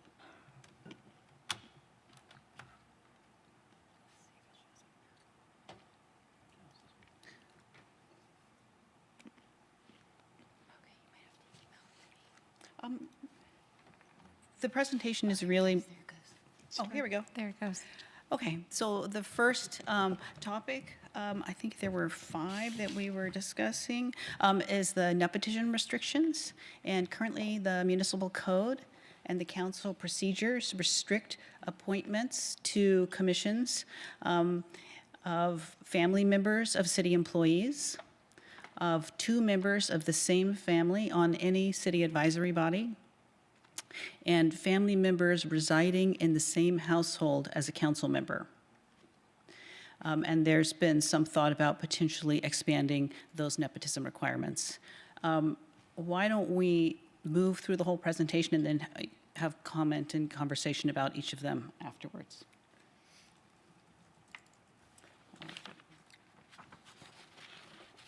And then there were discussions about vacancies on commissions and how possibly appointing alternates would assist in that way. Vacancies can impact quorum in terms of meeting quorum for voting at scheduled meetings.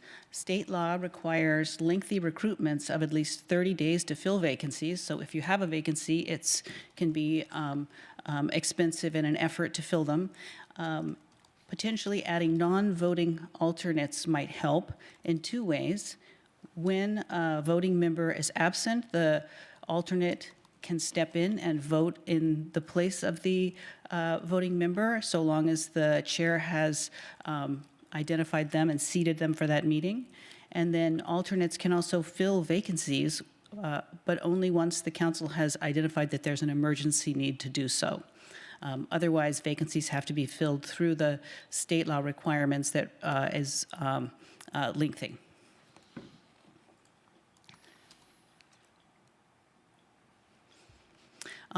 There was some discussion about updating the attendance requirements. The Commissioner's Handbook limits the number of absences and automatically removes a member who has more absences than are allowed. And those are 3 consecutive meetings that would, under the Commissioner's Handbook, result in an automatic removal or missing 25% of regular meetings. The council procedures provide the council with discretion over such removals. So we have a conflict in our rulemaking documents, and it's something that should be corrected. The council procedures are more recent rule than the commissioner's handbook. Also, I'll say there has been some recognition that oftentimes regular meetings are canceled and they're replaced with special meetings. And so the 25% missing of regular meetings doesn't really capture the absence issue. So that's something to consider in that category. Next, the comment about commissioner autonomy came up. The commissioner's handbook states that it's improper for an individual commissioner acting in their official capacity to try to persuade the council to act against the recommendation of their commission. And the question is whether this restriction is appropriate. Does it impinge on First Amendment rights or a commissioner's right to speak their mind? Or is the fact that it's only limiting them when they're acting in their official capacity, whereas they are able to lobby against the recommendation of the commission in their personal capacity? So that's up for conversation. And finally, the council could be considering how committees and commissions differ. And the primary difference is that council members and city staff, sometimes both, participate as voting members of committees, whereas commissions are usually comprised only of community members and they have staff support, but staff is non-voting. So the fact that these two entities are comprised of different members suggests that rules might be specific to committees and commissioners. They might benefit from having not necessarily the same rules or identical rules. And those are the items for discussion. Thank you. Okay, thank you, Madam City Attorney. Do we want to go through each item individually? Like we could begin, well, if there's any questions first regarding each one of these, we can get those out of the way, move to public comment, and then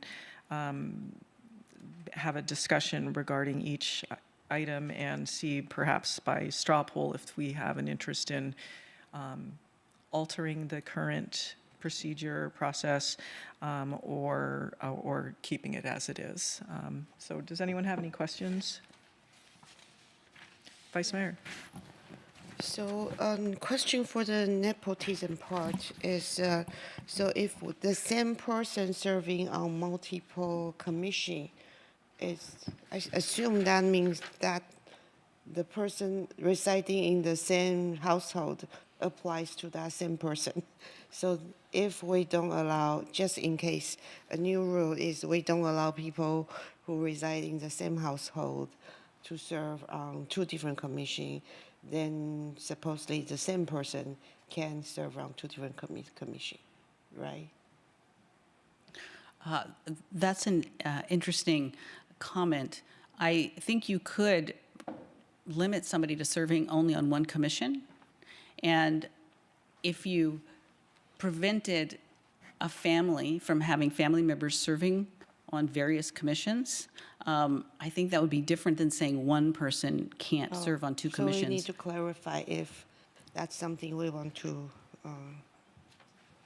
think about. Okay.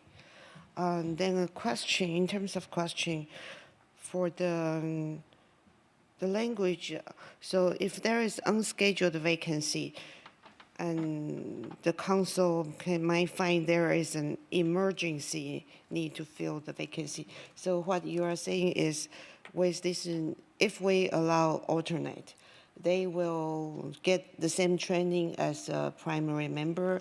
They will fill out Form 700, and then they will fill in whenever a primary member is absent, just like how council committee works. But then you are also saying, in case any one member got disqualified or resigned, the council can determine that's an emergency, and we can appoint an alternate member to be a primary member. That's what you are. Certainly, an emergency might be that without that member, you don't have a quorum, so the advisory body can take no action.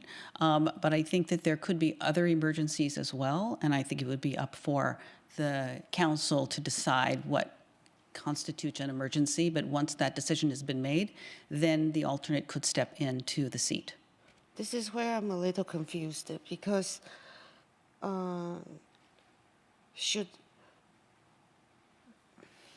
if we appoint alternate, and even if there is quorum, but then maybe only 4 members, would then we get one of the alternate to attend, so we have 5? Or do we only do that when we don't have a quorum? Then we allow the alternate to attend as a voting member. I understand I feel like the nub of what you're asking is what actually constitutes an emergency.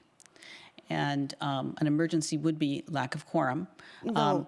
The staff report, the first part mentioned with alternate we can do that.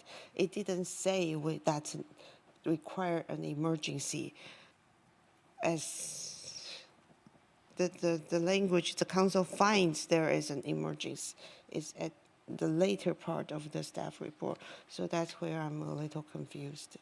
Yeah, if the council finds there's an emergency, then the alternate can step into the seat and fill it, and you don't have to go out and recruit to fill the seat. So then the council has to find an emergency. And exactly what is or isn't an emergency is really going to be up to the council. But certainly one thing that's an emergency is now you don't even have a quorum. So the alternate filling in and becoming a voting member should only happen when there is a council identified emergency. Correct. Right. Although if somebody there's a difference between being an absent and vacating. So if a member is simply absent, then the alternate can step in and vote in the place of the absent member. No need for an emergency. Then when is the emergency necessary? Because if instead of there just being an absence, if one of the members vacates their seat, either because they don't show up enough times or they send in their resignation, then you do have to recruit unless there's an emergency, in which case the alternate then could even step in to the now available seat for every meeting, for good. I think that was my original understanding, but then you are contradicting your earlier statement. Correct. I had earlier, a couple of months ago, I had a misunderstanding. No, just today. Oh. Your earlier explanation contradicted your later explanation. Oh, I I'm apologize. Very confused, because initially I thought alternate member can step in whenever primary member doesn't attend, maybe 4. Absent. So absent, whether to make a quorum or not, whenever they are absent. Correct. We can get an alternate member would step in and would be able to vote. Yes. That does not require emergency, right? Correct. That's my understanding. That's but true. Your earlier answer leads me to believe, maybe I misunderstand, that even that required emergency. I'm sorry, I confused you. Yeah, no. Okay. Yes, thank you. Then, under what condition would we need? What action would an emergency identification that would allow us to do that differently from non-emergency? Well, It's when if you someone have vacate exactly it's when someone vacate the seat permanently. correct. The council can identify that as an emergency. No. And then do we That appoint an alternate in to become a primary member at that time? so when a member vacates, that's not an automatic emergency. Oh. If they vacate and there's no emergency identified, then the clerk will have to recruit for that seat, to fill the seat. And that is the thing that takes time. If, however, the council identifies that, oh, there's an emergency, so we can ask this alternate to step up right away and now become our new member, then If the council identifies emergency, that can happen. But wouldn't the alternate be able to attend even without the emergency anyway? So why would we ever need that? I don't understand. So you're saying that if the, well, Whether if, it's vacate or absent, an alternate would be able to step in and vote without an emergency, right? well, the appropriate course of action with a vacation in that instance is that the clerk recruit to replace the seat. And so that should be an ongoing thing. And maybe in the meantime, if there's a meeting of the commission, then the alternate could step in and vote. But that should not be determined that the alternate is now the permanent member.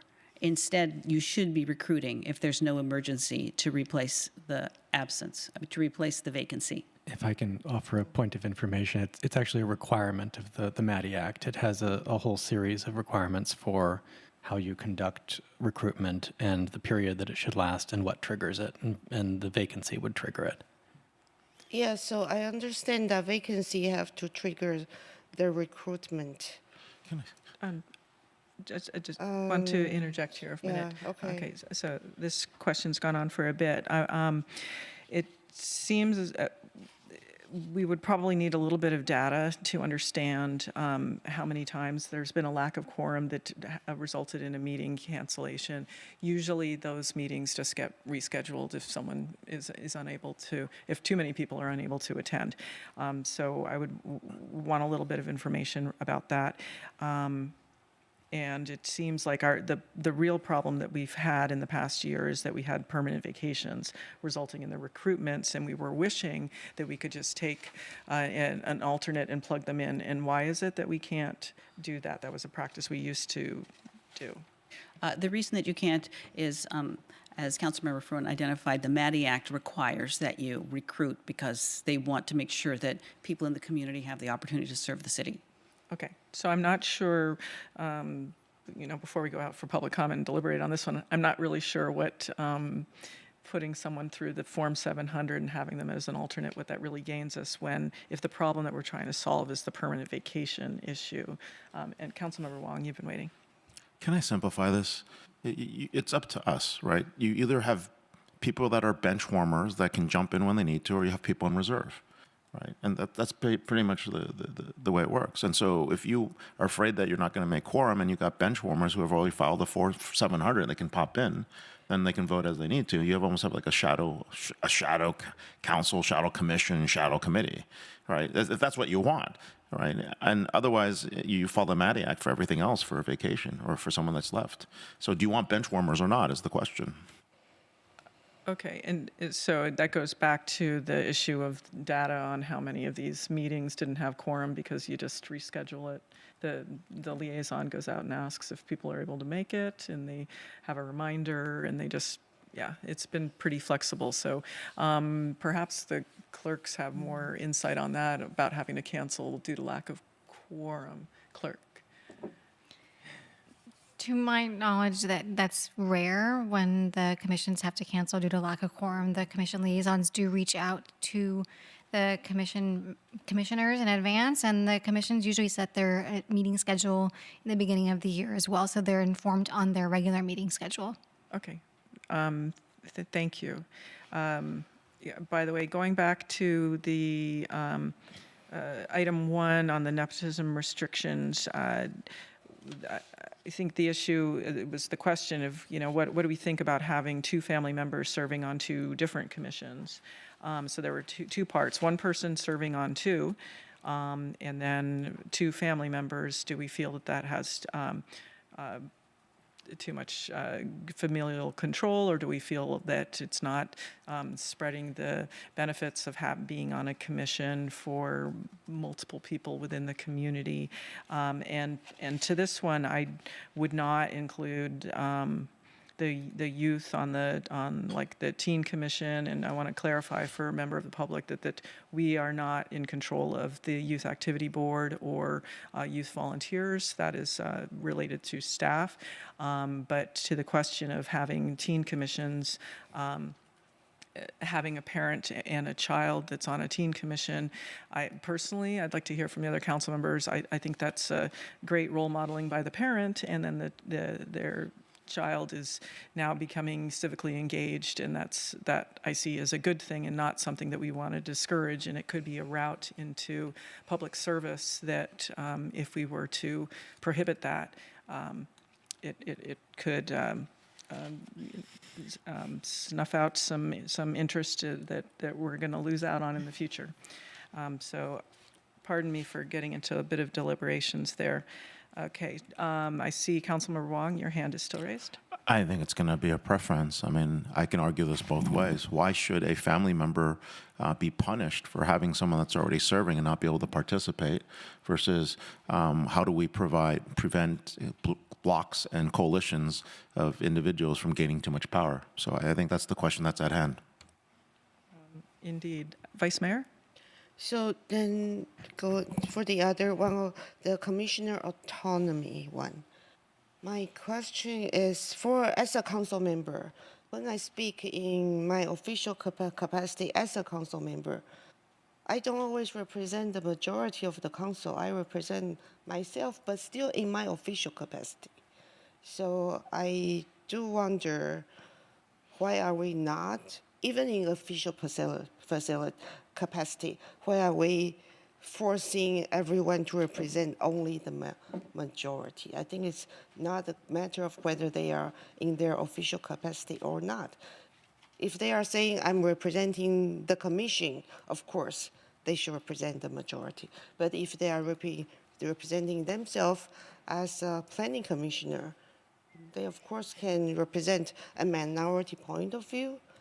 I think that's what I would appreciate from the advisory bodies. I would like to know both the majority and minority view on why they support or not support something that help inform the council for our decision.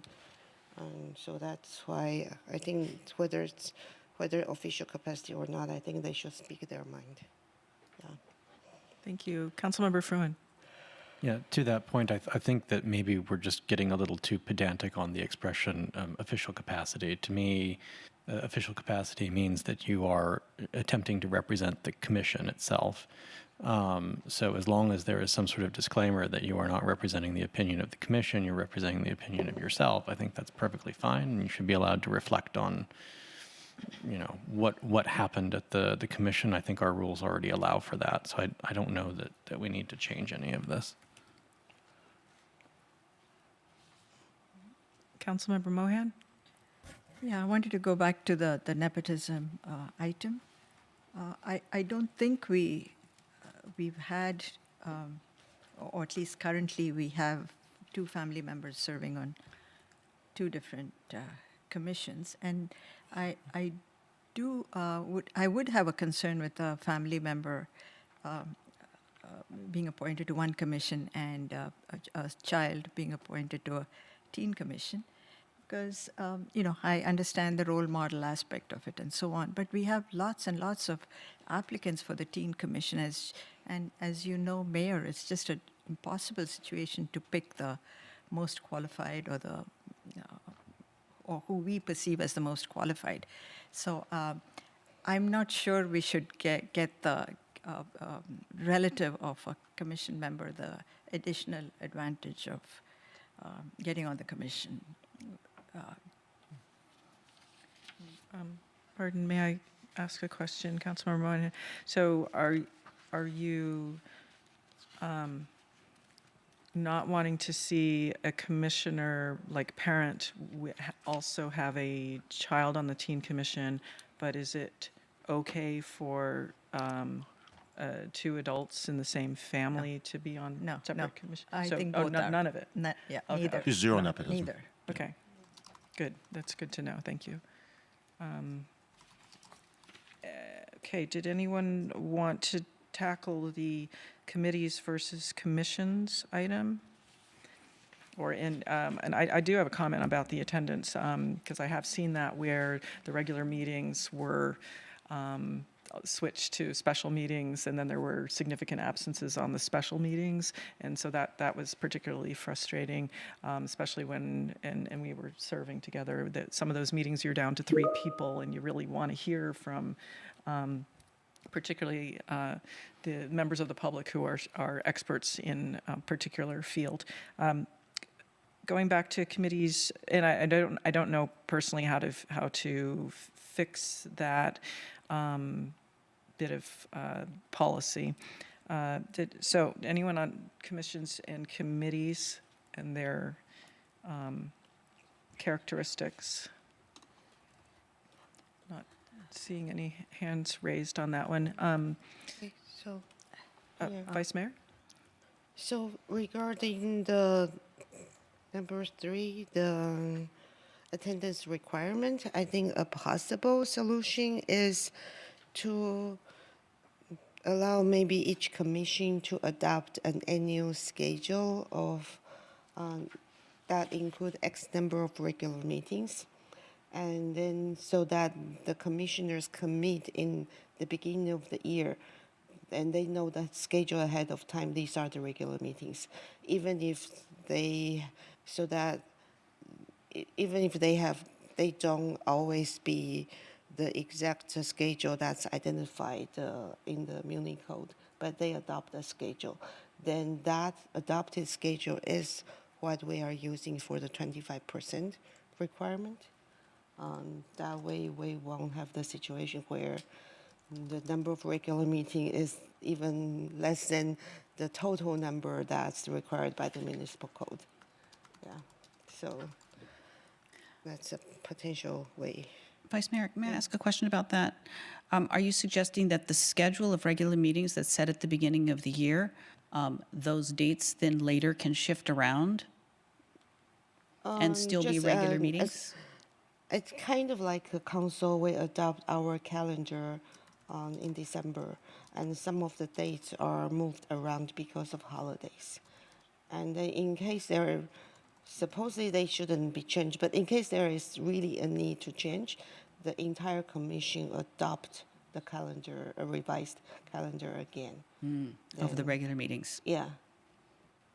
So then there is more certainty that everyone try to make the regular meetings, and the flexibility that they might be able to move it so that all commissioners are able to attend.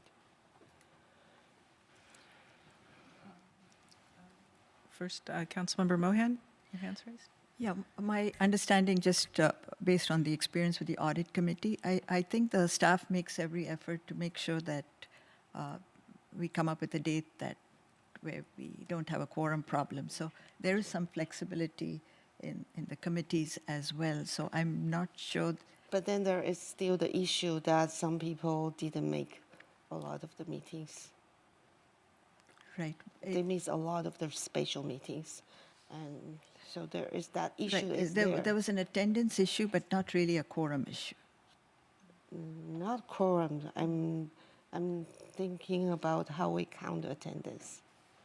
Yeah, no, I wasn't talking Yeah, I about wasn't trying to address the quorum issue. I was trying to address the attendance requirement.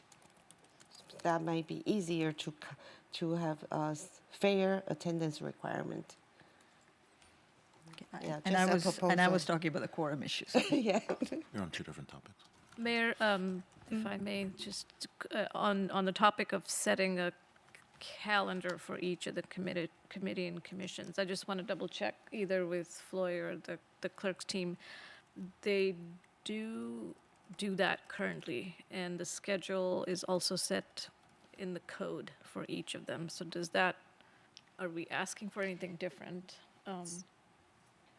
I think the request is that if it becomes clear that one of the committee or commission members is unable to meet, on these 5 meetings or 3 of the meetings, that at that point, the commission decide where are they going to move the regular meeting to another day, and they set a new schedule of regular meetings well in advance so that they can call them regular meetings. Mayor, may I clarify? Please. So actually another potential is whenever they cancel a regular meeting and reschedule it to another date, and that new date is also considered a regular meeting. That might be another way to be sure there is a fixed number of regular meetings, just like council meeting. When we move it from Tuesday to Wednesday, that Wednesday meeting is still a regular meeting. Then that way, when you reschedule, it's still considered a regular meeting, and there is a understanding you should try to make it. May I ask the clerks, at this beginning of the year, you set your regular meeting schedule. If halfway through the year, the advisory body determines that they need to change dates for a couple of meetings, can they change the regular meeting to another date and still call it a regular meeting, or is that necessarily a special meeting? It would be a special meeting unless they took that action at a commission meeting. So the majority of the commissions do set their calendar and their dates at their first meeting of the year. Keep in mind, a lot of the commissions don't meet as frequently as Planning Commission. Some meet monthly, some meet every other month, some meet quarterly. So, the first meeting in the year might not be till March for a couple of the commissions, but a majority of them do set their meeting dates at the beginning of the year. The frequency is listed in the code for each of the commissions and the committees. That helps clarify. And I do, like you said, Floyd, you like what we do for the council calendar at the end of the year to prep for the next year. If we do cancel a meeting or move a meeting due to a holiday, that schedule is written in that resolution. So that's council action. That could be something that the commissions could do if they wanted to move a meeting based on attendance. Question for staff. So if we identify, we're going to go out for public comment and come back, and we simply identify some of these 5, maybe it's all of these 5, but we identify, like particularly with this one, with the attendance, that our direction is, here's the problem we've identified. Can you come up with some solution for us? And does that work? Rather than us trying to figure out what the solution is right at this time. I think that can work. Okay, And good. Okay, and we have a couple of hands raised right now. Councilmember Wong, followed by Councilmember Fruin. Yeah, I'll make it easy. I'll tell you where I stand, save you some time. On the nepotism, I think I get not having same family members in the place. I think for me, I think it's really important, though, that you get as much participation as you can. So that's kind of where I'll be sitting at.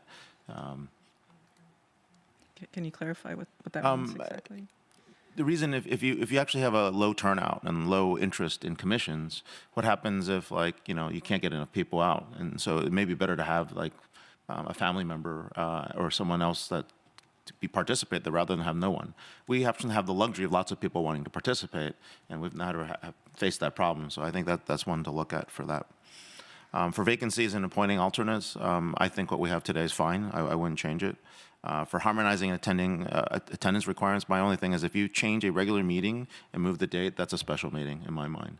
So even though you're trying to keep that regular schedule, but that's just my viewpoint. And for commissioner autonomy, I think First Amendment rights should prevail. You should be able to say what you need, but I would agree with Councilmember Fruin that we always say speaking on my own, but the reason I am sensitive to this one is this has been used against many people to say you can't have your own opinion. And so that's why I truly believe in the First Amendment rights. In previous councils, they've used that as a way to silence people and make them all fall into line, and I did not like that. And then for community characteristics, I think the question here is really what's the difference between a commission, a committee, and an ad hoc committee? And I think those are the 3 that you really should be looking at, but I don't have much interest in doubling down on this one. Thank you, Councilmember Fruin. Then we're going to go out for public comment. Yeah, I wanted to at least echo the very first point that Councilmember Wong made about recruitment and what happens in the situation where you have a lighter than expected number of applicants. If it's a reasonable compromise, I think what we could write into the standard is that it is disfavored to have that sort of arrangement, but that it's waivable by council. So if we decided that we would really like to be able to offer that, we ought to. I'd also just underscore that people in the same household don't necessarily agree on everything. They might even rather violently disagree. I think that's especially true when you're talking about the parent-child relationship. People often see the world very differently. And so I don't really want to sort of work a corruption of the blood, so to speak, to say that, oh, well, this this other person from the household, therefore, is going to be exactly the same as this other individual we've already got on a commission. Just guilt by association, I think that's probably an issue. Okay. Madam City Clerk, do we have any members of the public that would care to speak on this item? We do, Mayor. We have one request to speak in person, and I'm currently seeing 2 hands raised virtually. Rhoda, welcome to the podium.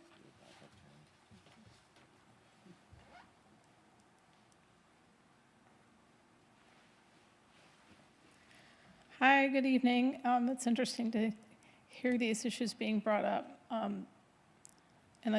We do need to be concerned about conflicts of interest. And one of the things that I have been concerned about that's somewhat related to this discussion is when you might have somebody who is on a city commissioner committee who could have a conflict of interest with their job. So, for instance, Mr. Fruin being on the city's association, in his job he represents San Jose, but then but he's also here as a council member. So there's a conflict of interest there, and I think that people in those positions people shouldn't be put in those positions to potentially have a conflict of interest. So just reading this agenda item, that was a thing that bubbled up for me. Also appreciate the mayor's comment about having teens on commissions. I don't have any skin in this game. I don't have a teen. But it makes sense that teens should be able to be on teen commissions and get people involved. And it's interesting, I had many ideas about this when I walked in, but then I heard Councilmember Wong talk about really wanting to have more folks involved. I really like the alternate idea. I think that's fantastic. I've seen meetings getting canceled at the last minute, and that's really bad for our staff. And so any way that we can prevent meetings from having to be rescheduled is a good thing. So those are my comments. Thanks. Thank you, Rhoda. Next, we'll move to the virtual attendees that wish to speak. We have 2 hands raised. The first one is Peggy Griffin, followed by San R. Welcome, Peggy. Good evening, Mayor Moore, Vice Mayor Chow, council members and staff. I agree that on the nepotism restrictions, that I do not want a person representing both their job and our city. So if you can somehow put that restriction so that they are not put in that position, I think it would benefit the city. Vacancies and appointments, I like the idea of having an alternate who can step in. I think it's a fabulous idea. It gives them experience, and it also probably sways people to not miss meetings if they don't want to vote. As far as attendance, I think it should be both regular and special meetings if they are given within a certain range. Like the audit committee, the special meetings are decided way in advance. And so if you can't make the special meeting, I think it should be counted as missing the meeting. Commissioner autonomy, I think you should be able to speak your own mind, whether you are in the majority or the minority. I think it benefits everybody. And differences between a committee and a commission, I think that you should update it and you should add who has the right to cancel a meeting. Is it the chair or the staff? Also, who sets the agenda? Is it the chair or is it the staff? I think it's very important to specify that. Thank you. And thank you for doing this. Good night. Thank you, Peggy. Next, we have San R. Welcome, San R. Good evening, Mayor Moore and council members. Speaking on behalf of myself only as a resident. On the nepotism item, I agree and thank Councilmember Fruin for his comments. I don't believe that we have any control over either our spouse or siblings or any family member on what their opinions are. If anything, we probably have the opposite effect. And so I urge you to be liberal on this item and particularly encourage attendance and participation, because oftentimes that is role modeled and grows up in the family. And that is a positive thing. It is not a negative thing. It is not for everyone to serve and participate in the community. And all of you recognize that because you have all done that. And the spirit of giving back through public service is something that is only role modeled. And so I encourage you to be liberal on the nepotism one. For sure, for the teens, I think we have wonderful staff in Parks and Rec. Both Sonia and Robert run very professional meetings, and there's absolutely no nepotism that could be ever even feasible to think of for those meetings, nor are those agendas worthy of that kind of attribution. So I would urge you to, for sure, exclude the teens, but I would also encourage you to exclude the adults, because I think, everybody deserves a chance. And more people come back to their homes now. They live in the city. They may go to community colleges locally for a couple of years before they transfer credits. And so let's give everyone an opportunity. Let's not deny people their opportunities. I'd like you to consider an area that you haven't talked about, which is how do you regulate the participation of staff on standing and ad hoc committees across agencies? I think this is a really troubling area. I have raised this in the past. There is no mention in the staff report of this. What is particularly a concern is that staff operate in bodies that are interagency, where direction is not coming from a council majority. And we need to make sure that those bodies, firstly, are Brown Act meetings, they're public meetings, they're open to attendance. That may not be the case, in fact. Those meetings are recorded, and there's a whole slew of things around committees involving staff and how those are regulated. So I'd urge you to really spend some time on making sure that our city policies and regulations are decided by the council who are voted in by our voters. And that's an area I'd like you to spend more time on, perhaps in a follow-up. On all of the other items, I think you have the right things going on. If a commission meets once a quarter, I think missing one meeting constitutes 25%, and hopefully you can be open to a more liberal definition there. And so bottom line, I encourage you to be liberal on the first item and then do the right thing. Thank you. Thank you, San.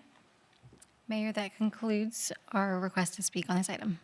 Okay, thank you very much, Madam City Clerk, and just want to, if I have not already, thanks the City Attorney for working through all of these items and providing some information for us in the report. It's very helpful. I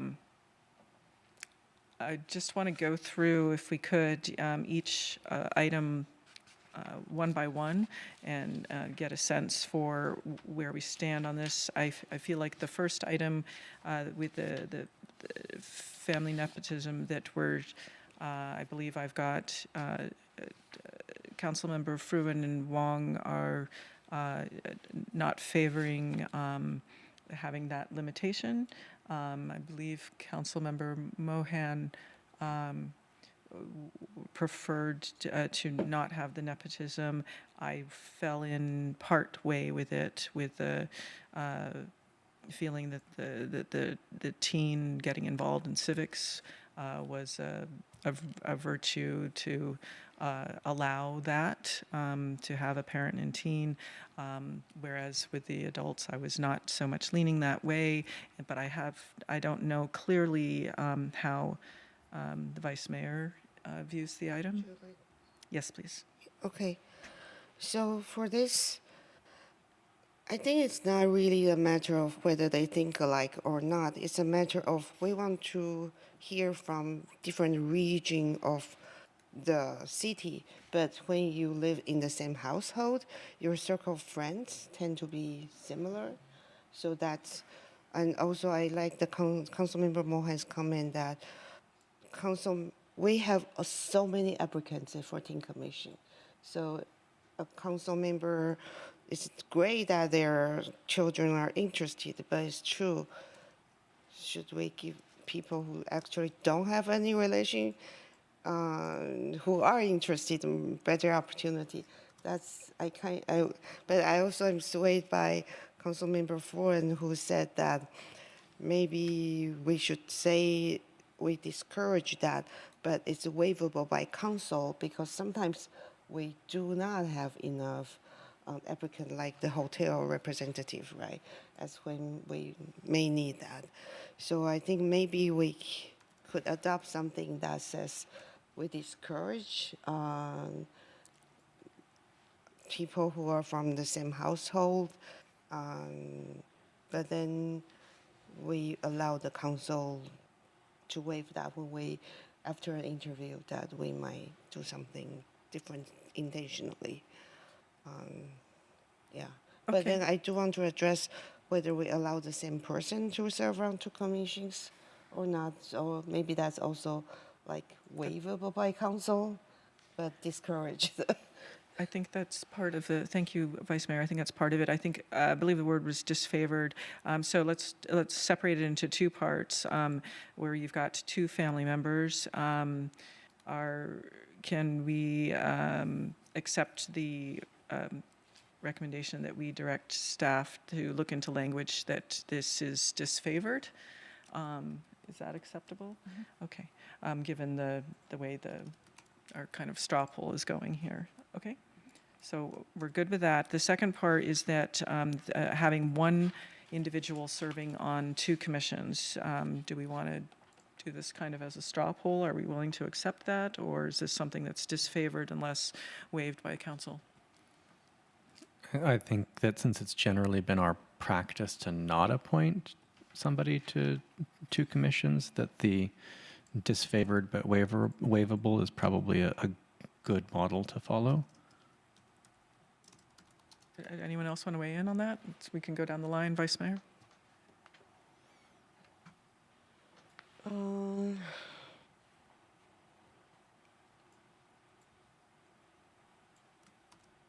I think it's a little. I think that we should allow the council to waive it, but I'm kind of thinking this is different from the level of people serving from the same household. For example, like right now we have a person serving on Parks and Rec, but for the economics committee we had a shortage for a particular field, but for Parks and Rec we don't have a shortage of candidates. So it's not like for both of them we have a shortage of candidates. So when we were appointing for the Economic Development Committee, we can waive that, but should we allow the same person to serve on Parks and Rec? I'm not sure. So would you, Vice Mayor, would you want to, for that type of scenario, would you like to have put it on the TBD list for discussion later, or? I don't know right now, yeah. Okay.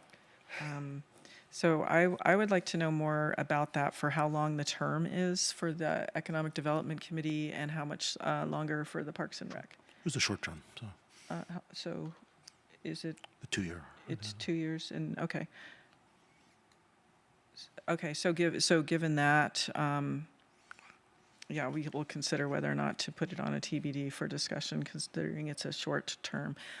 So We self-corrected by doing that, putting it on a 2-year term instead of a 4-year term. Okay, so for this one, I would agree with some language that it's disfavored and at council discretion. Councilmember Mohan? Yeah, no, I agree. Disfavor with the recognition that there may be a need for some flexibility if there are no applicants. Okay. I concur. Okay, very good. Okay, so next, vacancy item. To me, I would like to ask the city attorney to see if there's, can bring back some language for having having an alternate, and how, explain how that process would work moving forward. So I would like to see that. Councilmember Fruin, are you interested in? Yeah, I think it could be prudent just to make sure that meetings can happen when they're originally scheduled, as opposed to having to be moved around a lot. So I think it's certainly worth looking at. Okay. Vice Mayor? Actually, I would like to first answer some of the question by the public. I think I know the answer, but public probably want to know who has the right to cancel meeting, chair or the staff, who sets the agenda. Can we just answer that? The chair sets the agenda with the staff's help. If you're not going to have a quorum, if you know that, then it makes sense to cancel the meeting, and I think the chair would cancel the meeting. I think generally. It works with the staff, right? But it always requires the chair's approval. Correct. So that's how it works. Through the mayor, it is written in the commissioner's handbook that discusses agenda setting. Each Yeah. commission has a staff liaison responsible for preparing agendas in consultation with the chair. Yeah, but I think we have heard chairs complaining meetings were canceled without consulting with them.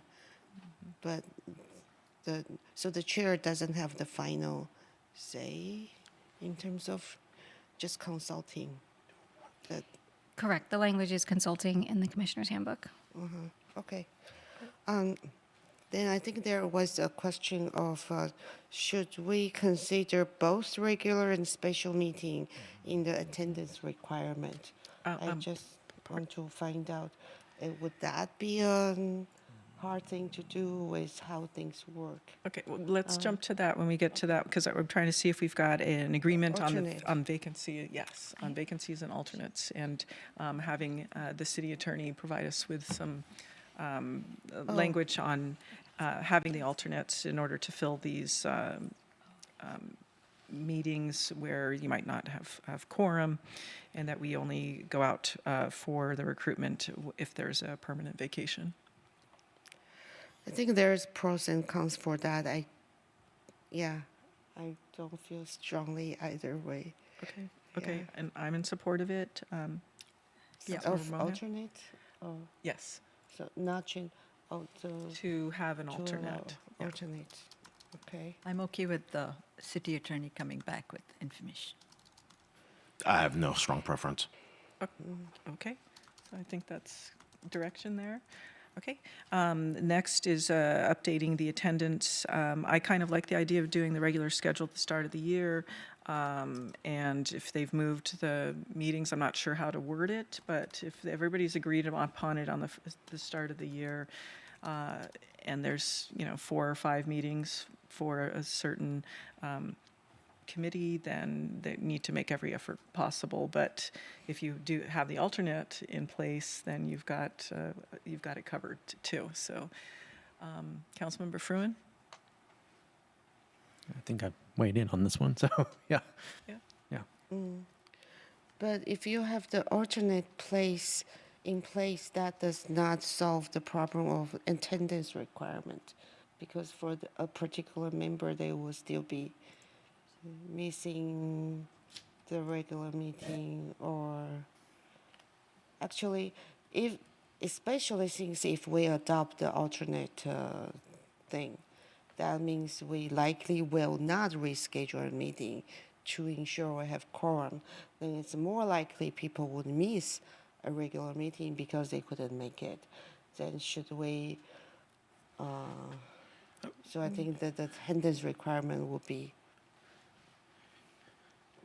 Oh, we're going down the line. different. They'll I'm not be hitting the attendance requirement if they're utilizing the alternate in order to fill in for them, and then it'll come back to council, and it'll be our discretion to remove them. Actually, the current, just in terms of removal, current commissioner handbook says removal is ultimate. It doesn't come to the council. I proposed to add in the council procedures menu, removal comes to the council for final decision, because I think there might be certain instances where we might not want to automatically remove. So, Okay. Oh, and that's something city attorney raised in the staff report. We want to have a consistency. Correct. I think that that rule should reside in the Commissioner's Handbook. It was passed by this council to go into the council procedures, but I suggest we either have it in both places, or preferably we move it from the council procedures and we fix the Commissioner's Handbook to say that it's at the discretion of the council. I disagree. I don't think commissioner's handbook should have any policy proposal in there. If there is any policy on how we remove commissioners, it should be in the council procedures manual. So if there is inconsistency, we should fix the commissioners handbook to comply with the council. But then I don't. But also I feel strongly we shouldn't automatically remove a commissioner because of attendance, because the requirement. Yes, it could be different circumstances, and it takes us a lot of time to interview people. If people's because especially because there are a lot of times they have a lot of special meeting, very little number of regular meeting. If they miss 25% of that, maybe it's a very small number of meetings, right? Because they attended the special meetings. I don't know the whole story. So that's why I thought the council should have the final say, because we appointed the commissioner and we should have final say in removal. Okay. It could be on consent. If no disagreement, okay, it's just remove. That's my take on that. Okay. Thank you. Councilmember Fruin? Yeah, I was going to suggest as an alternative something that's used in a number of cities when there are absences is just a procedure for an excused absence. That way it doesn't count against you. That would be an alternative. I personally like the council discretion, but if I was on a commission, I would want to know that that was the rule. So I would want that rule to be in my commissioner's handbook so I know what happens if I've done something against the rules, basically. I agree with that. Yeah. Okay, so it can reside, it could rise, yes, in both. Okay, so going down the line, Councilmember Mohan, what do you think about I agree. Good with that? And Councilmember Wong? I'm just going through the wargaming of what you could do, and I think these rules make it a lot more complicated, but gives you a lot more gaming if you really want to. For example, let's say you're close on a vote, but someone can't show up. I'll just find the alternate that's on my opinion that's going to take my vote. So that's why I think it's kind of interesting, right? Because you end up with a gaming system where you're just basically waiting for, oh, that guy's not here. Okay, I'll put this girl over here. I'll put this person over here. We'll go. So I find it a little bit difficult. I mean, you're gonna create a lot of gaming scenarios for having the alternates ready to go. So I'm not for that. So I'll leave it at that. Okay, so we do have a majority that is interested in this item. Are we comfortable with moving ahead with that? Go for it. Okay. Yeah, I was going to say it'll come back to us, and if we change our minds or think about it more deeply or come up with additional options, that's all something we can do at the time. Okay. Now, the next one was on autonomy, and I lean towards the First Amendment rights statement. Is anyone wanting to push back on that? I think we might have a majority here. Yeah, regardless of the majority, I do want to push back a little because I think a commission member has an opportunity to present his or her position at commission meetings, and there's a vote taken. So either his or her position is the majority held view or not. And so we have proceedings which are on YouTube recorded, so we can always know what an individual commission member's position was as a commissioner. And as we have seen, commissioners have the right to express their opinions when they're in their personal capacity or as residents. So there's no shortage of opportunities for them to make their position clear. Understood. There is one scenario where they could be making a comment to a multi-step process for project approval, and their expression of their personal opinion possibly could indicate bias if it's in opposition to the majority. The city attorney, do you have some comments on that? If a member of an advisory body is going to be sitting in more of the judicial capacity where they are ruling on how to apply a rule to the facts in an objective way, whether or not there are rules about their comments, they should be very careful not to express their personal opinions prior to the actual hearing where they hear all the evidence. So that should be covered one way or the other. All right. Well, would anyone else like to comment on this one? I see Councilmember Fruin, your hand's raised. Yeah, I'll just reiterate the comments that I made earlier. I think that really all that is required here in order to save the issue is just that there's a clear disclaimer of whether the individual is speaking in their personal capacity or representing the view of the whole commission. And as long as that's being satisfied, I think that the language that is here is, all up for debate. I just think that there needs to be clear encouragement to the individual in question to make sure that they're always disclaiming. That's really all that I think is necessary, and I think it's helpful to everybody. Okay, thank you. So is that, if that's not clear in the Commissioner's Handbook, that would be something that we can, if the language isn't there, that it's provided. Vice Mayor? Yeah, so in the staff report, it says currently the Commissioner's Handbook states that it is improper for an individual commissioner acting in their official capacity to try to persuade the council into the acceptance of a recommendation other than that voted by the majority of the commission. So the issue of quasi-judicial, this applies only after the commission has voted on it. So after they have voted on, can they express their opinion and try to persuade the council for their own opinion? That shouldn't have any legal issue, right? No, I don't think it will have a legal issue. In my opinion, If I might, I think there is the possibility that an item could be referred back to the commission for additional consideration. So that is a circumstance under which that problem could arise. if It's that's incredibly rare, but it. I guess what I'm getting at is the language that says that the commissioner cannot speak in their official capacity. I appreciate the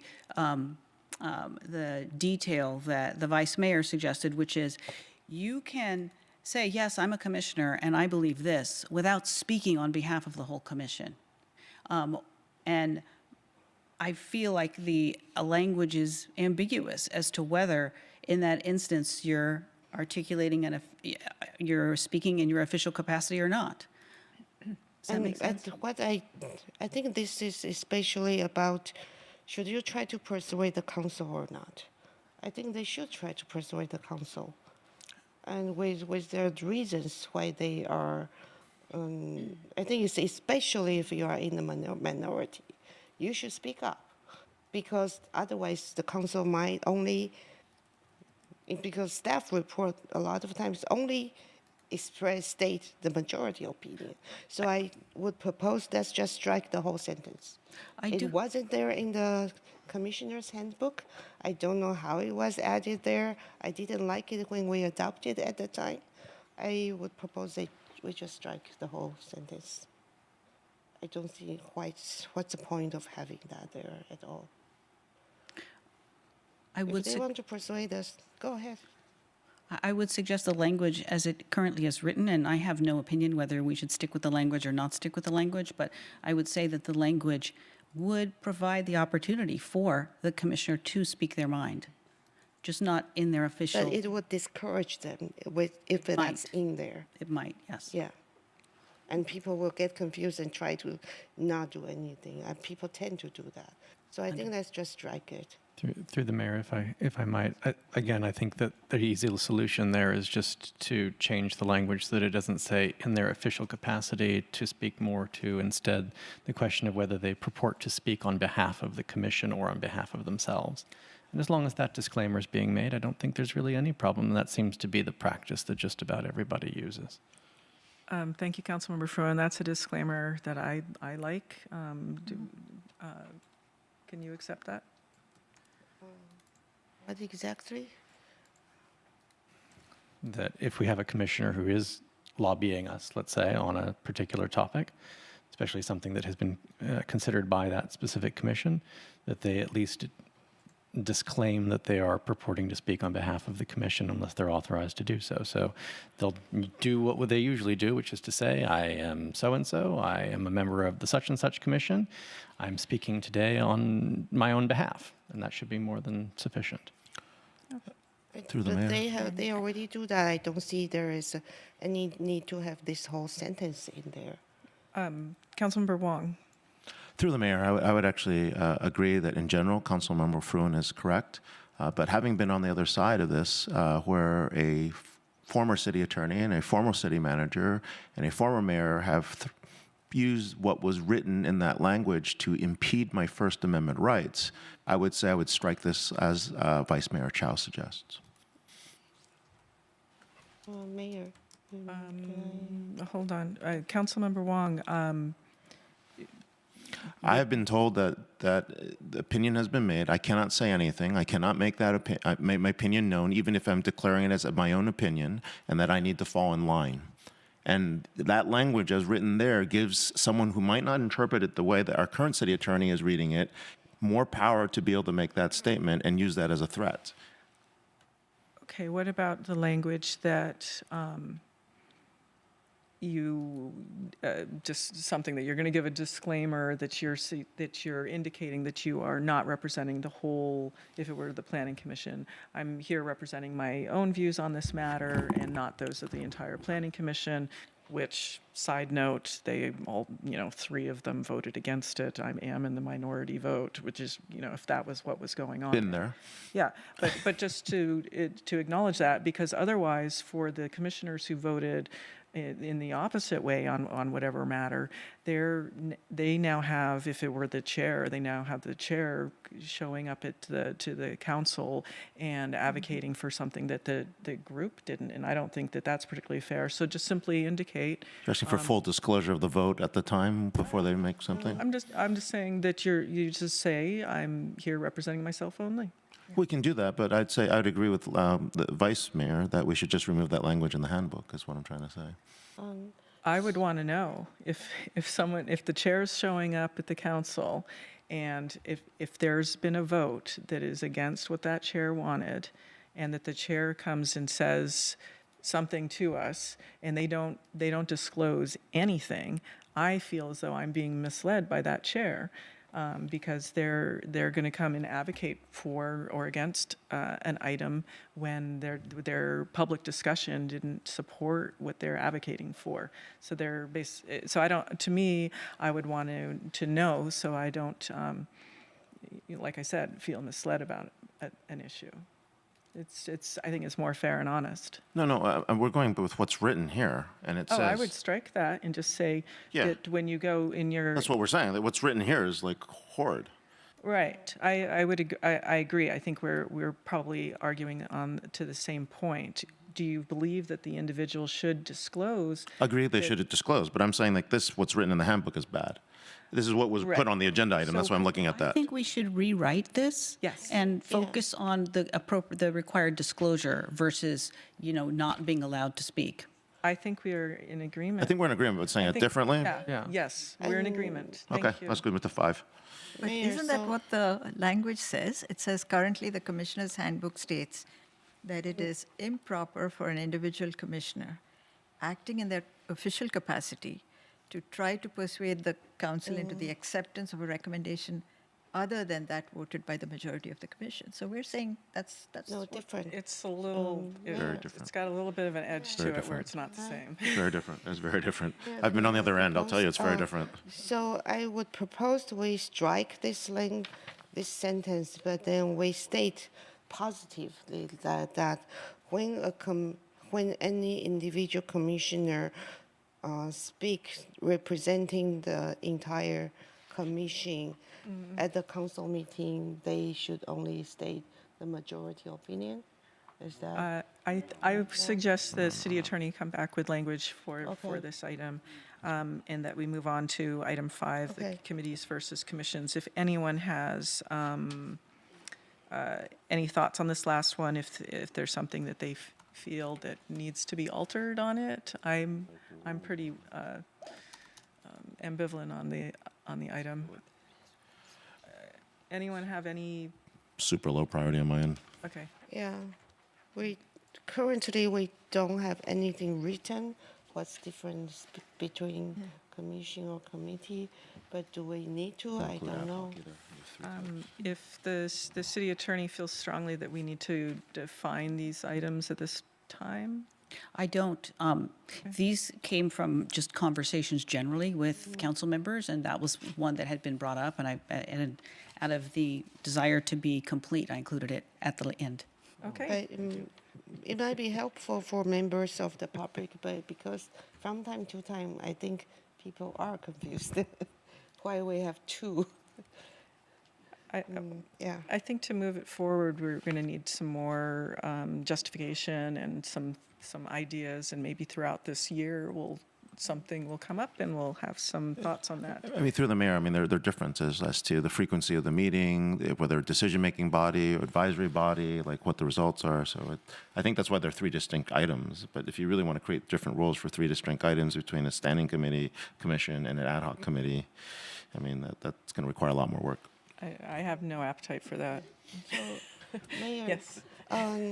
So just to address one of the public comments regarding staff form the committees. I think we don't really know how many there are or what's their purpose or their membership. So it might be helpful to have maybe some place on the website where we have a list of staff committees, like I think we have a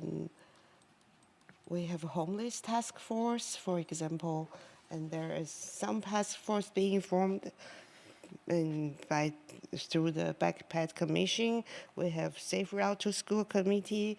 Those are the ones that I know of, and the YAP, the Youth Activity Board. So here and there we have different kind of staff committee. It might be good for the public or then the council to know what they are. Yeah. Through the city manager, is it possible we could have a informational memo regarding this? Because I know that there was like a working group, which I don't know if that could count as a committee or not, but that was this one staff working group, and then there was another one potentially for Homestead. If we could have a listing of these various committees that we have, some of them are staff, I think that would be helpful, and then we can figure out if we want to tackle this as an agenda item in the future. Yeah, I can provide that. If I may just clarify, are we looking for working groups or committees that are like interagency? Because there are some internal groups that are just, sometimes we call it the homeless task force is a good example, but there may just be staff groups that we all meet to talk about certain things and call ourselves a group or a task force, but it's not really any body, right? So can you provide a little bit of clarity on what I should, because there's a fun I would like to committee. hear about all that, as to provide some insight for how the city runs and how these interagency bodies Yeah, are. I think the interagency groups and other working groups that you've asked for in the past, I can certainly bring more information. I can include the information on the homeless task force that are groups that are more established, I think, is the distinction. Is Sounds that like you want an inventory of committees and commissions. Somewhat. and- It was only a few months ago that I learned that there was the Managers Association, for instance. Okay. I was Yeah. unaware of that. Things of that nature. Okay. So, through Yeah. the mayor, so the one more recent is the Virgin Zero Task Force, I think. And those are interagency. So do we want information that's only in Cupertino? So it's like Youth Activity Board, which is all in Cupertino. Is that Both. something we want? You want both? Both, So at least yeah. have a to look at, so we know if we want more information. Okay. It also helps, like with the homeless task force, to be able to know who to ask and who might have an answer somewhere. And Yeah, I would say, disclaimer, homeless task force is a very informal group of just kind of staff, Yeah. but perhaps if that's indicated yeah, in there. yeah, I can include That it that. meets infrequently, it's informal, Right. things of that nature. Depending on the need. Vice Mayor, Mayor, I'm wondering for the interagency ones, perhaps if we could have a page under city manager's page for the interagency groups, if that makes sense. Why don't we start So- with the info memo and then see if that's helpful to council, and then we can look at next steps. Okay. I think we have wrapped up item 4. Okay. I will in just a second. So I think this has been a really excellent discussion. I tried to make it less formal with regards to it being study session items after reading that Palo Alto has a very informal structure for these meetings. So allowing for a little more open conversation. I think it went very well, and I feel as though everyone got to get their thoughts and opinions out on each of these matters. Vice Mayor. Just questioning whether you would like the consensus among the council to be on the meeting minutes. Because right now our meeting minutes is only action minutes. So unless we vote, meeting minutes will have nothing. That's a question through the clerk. What's going to be showing up for this direction that we've been provided for these various items? Well, first of all, I don't know that this is agendas for discussion, but we can certainly bring back information. No, I think mean she's for talking this about particular number 4. item, what would be The commission What's in the minutes? for this particular item? I think we can summarize the consensus of the council, like we were. I know in the previous items you guys kind of discussed like the record conversation, but we can we can gather your comments and create a consensus and put that in the minutes. I can confirm that we were discussing like how it would be handled because these are study sessions. So the direction and the consensus we heard today, those will be part of the minutes. Okay. Okay. Yeah. Thank you. Excellent. And this meeting is adjourned.